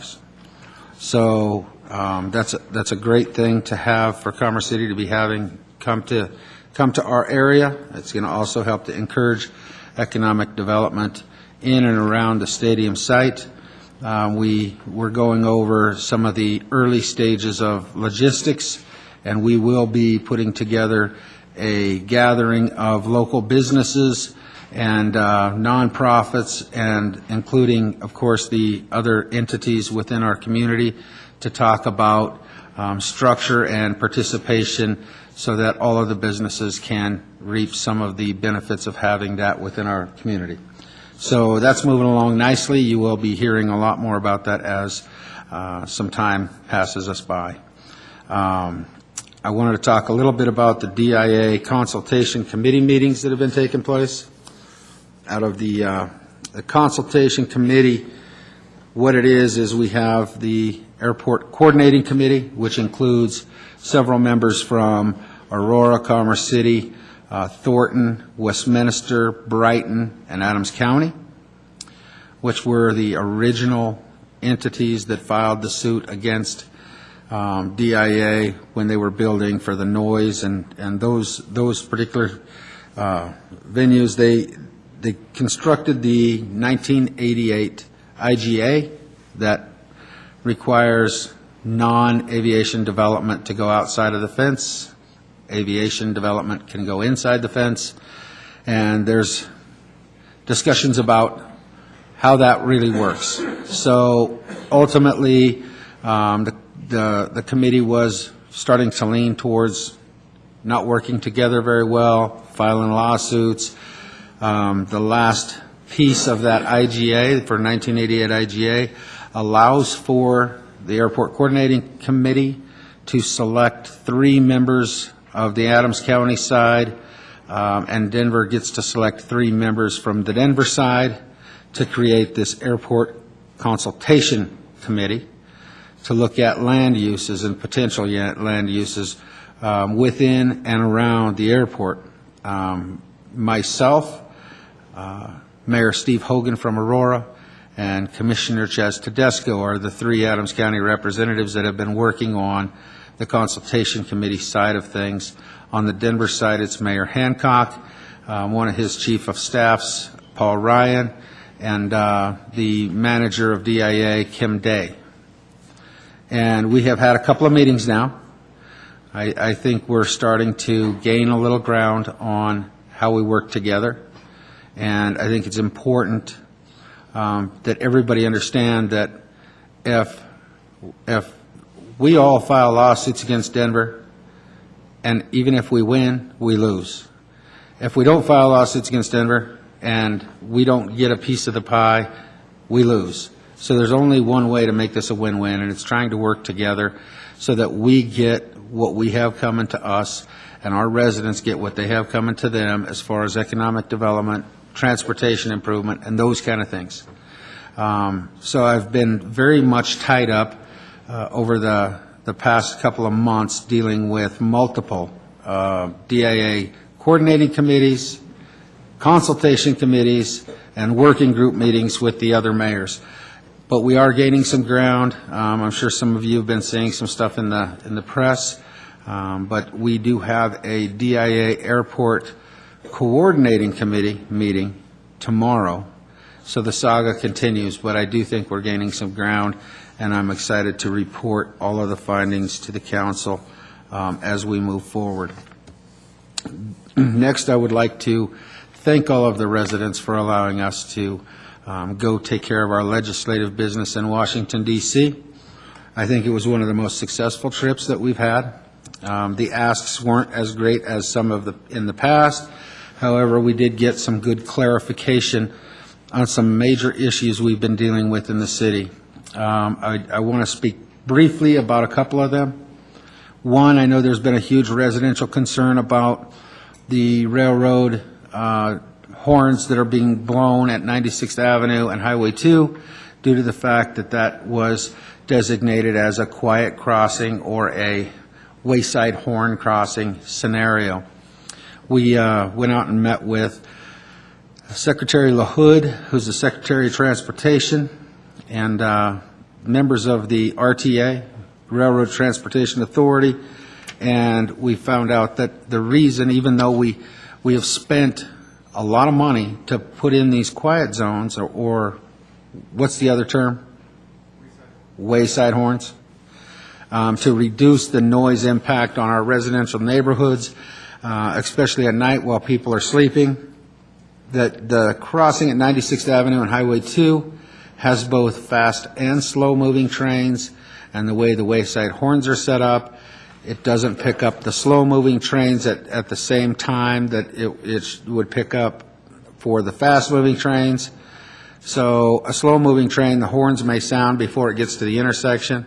We have the proper crossing arms in place, and we will be pursuing a waiver system with the RTA, which it would be the first time that this waiver system has been used for wayside horns, from my understanding, according to the RTA.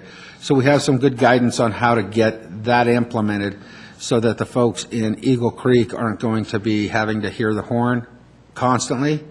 That is a work in progress. We do have to make some submittals and get some approvals, but at least we have direction on how that takes place. Secondly, I think another big item that a lot of our residents are watching closely is the ramp on Pena. We have a contract with E470 and the City and County of Denver from 1992 that says that in January of 2012, the contract comes due. E470 has to pay for the installation of the ramp. Denver has to allow the ramp to go in and maintain it. So for the last, I don't know how many years it's been, 20 years, we've been waiting anxiously to be able to put our ramp in for westbound Pena off of southbound Tower. Unfortunately, the FAA is not party to that contract.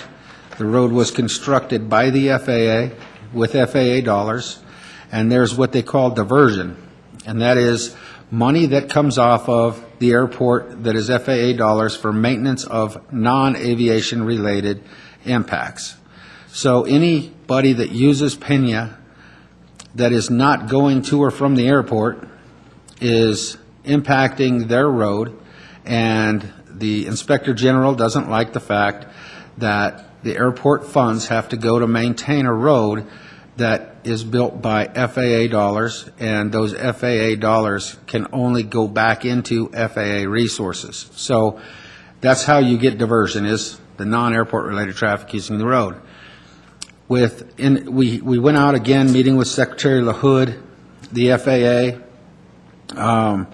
We found that the solution to the problem is that we have to work with Denver to create a financing mechanism to take care of the impact that would be non-aviation related, that would impact the 1 mile section of Pena Boulevard from the installation of the ramp. So there is a process that has to be followed. I do think we have good, clear direction.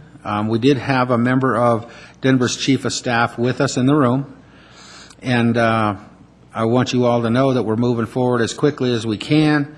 I know the residents deserve that on-ramp. I know that on-ramp is crucial to future development along Tower Road and Pena for Commerce City. And there's short-term solutions on impacts and how to cover the cost of those impacts, but there's ultimately long-term solutions that have to be taken care of because of all the other on and off ramps along Pena. The diversion is much greater than just what our ramp would cause, and Denver's been given a grant for $3 million that will give them about 3 years worth of the maintenance costs of the diverted funds. to come up with a longer-term solution. So we will be continuing to improve our relationship with Denver and work towards a common solution so that we can get our on-ramp that we all deserve. But we are working with what we have to work with. At least now we have some clarity in what has to be done. So again, we did take care of a lot of different things. I have to thank the staff for putting together the legislative packets. I was very impressed with our new lobbyist, and we had a good legislative trip to Washington, D.C., and I can assure you and all the residents that you were very well supported by this council in Washington for the week that we were out there taking care of legislative stuff. So thank you for allowing us to go. I'm going to, I want to mention one other thing. I did attend the State of DIA, which took place last week on the 15th, and they talked about some of the ongoings at the airport and what has to take place. So we're gaining ground. I haven't let my guard down yet. We're going to continue to hold the IGA close to our vest, and if anybody steps too far out of line, we're going to use the IGA to protect the residents of our community and the residents of Adams County. But I think it's important that we try to work through it the best we can to achieve a regional win-win for everybody in the region. With that, I'm going to stop with my reports. Is there anything I missed that the council members would like to add? There's other, but there's nothing you missed. Okay. Mr. Mayor? Yes, sir. One thing I should have mentioned during my report, just to call council's attention, we did, just to tack on to your comments about the federal advocacy meetings the week of March 4th, I guess it was. We did send out earlier today a confidential briefing memo. The reason it's confidential is some of the matters discussed in D.C. are still subject to negotiations, but we wanted to give a comprehensive update to council of what was discussed, and more importantly, some of the key action items coming out. Is that a nice way to say I said too much? Not at all. All You did right, not just say checking. too much. Just But I just checking. wanted to call council's attention to that confidential briefing Sometimes I memo, get so. this look from you. Don't say too much. The one last thing I have is I wanted to thank Councilman McEldowney for covering my duties while I was out of town for a week. I appreciate it. And if there's nothing further to come before the city council this evening. Mr. I have. Yes, sir. I want to thank the residents. Well, you know what? Push your button's on. Yes. Mr. Bullock. I would like to also thank the residents and citizens of Commerce City for sending us to Washington, D.C. We had, just like the mayor said, it was very productive. Matter of fact, of all the meetings I've ever gone to Washington, D.C., this was one of the most productive and insightful meetings, because when they want you to know something, they will put somebody in the room that would tell you under no uncertain terms how it is. And we learned exactly how it was for railroads, for FAA and other items. And then I had another FAA meeting 2 days later with noise, and they let us know, according to the FAA, about noise impacts on different areas in around the metro area, and why we still don't have noise monitors in Commerce City, and why we aren't going to ever get them, because if we had them, we would be reporting the noise that we have on overflying jets that actually impact our city. And it's something I don't know if I can talk about. I'd have to talk to the mayor and Mr. McBroom about one of the discussions we had in our noise meeting about airport acquisitions as what they're doing. But before I can announce it, I would have to find out if it's something I can actually talk about, because I don't want to look. Okay. Okay. Thank you. Mr. Douglas. Yes, and I'd like to thank the citizens for allowing me to go to D.C. It was kind of interesting. We had a snow that kind of shut D.C. down, and folks who were meeting with are from Colorado, so our meetings were not impacted, so we survived the snow question. And I just want to reach out to the citizens and thank them. Thank you. Councilwoman Elliott. I, too, would like to thank the fine residents of Commerce City in allowing me to attend the NLC conference. I learned a lot, and with it, I brought back a workshop that I attended. It was the Building Healthy Communities with, basically, it's a focus on the Let's Move program that was initiated by Michelle Obama.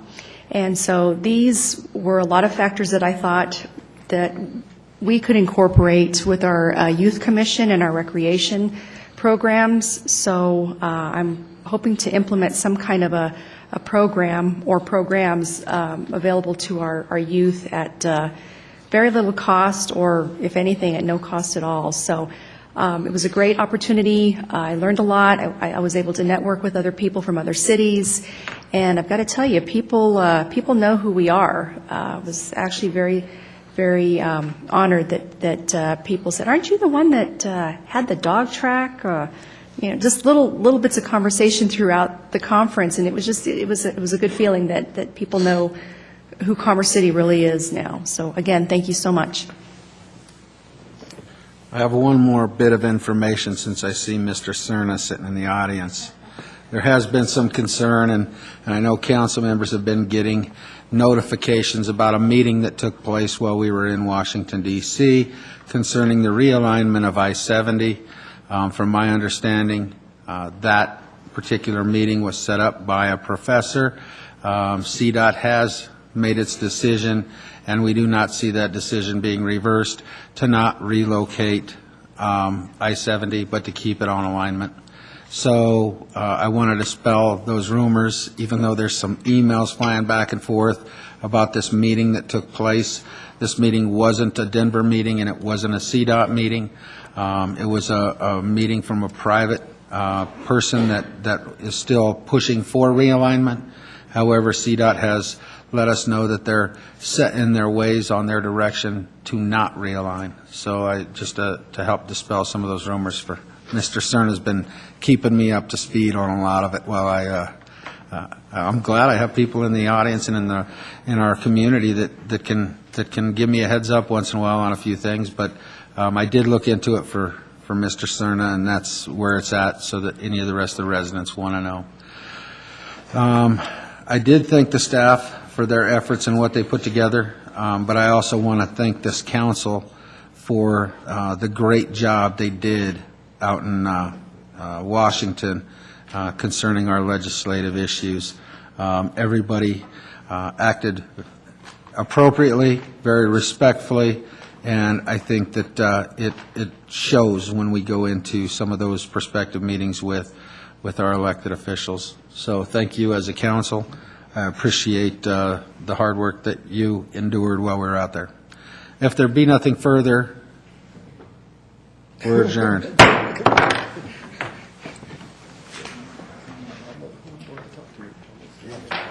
Oh, I got to sign a few things. Okay, if you don't mind, I'm gonna go chill. to the bathroom and Yeah, why don't you go to the bathroom? I'm going to say a few hellos, and then I'm going to. I'm gonna turn off your mic so you don't Would you have to tell please? everybody I'm going to the Yeah. bathroom.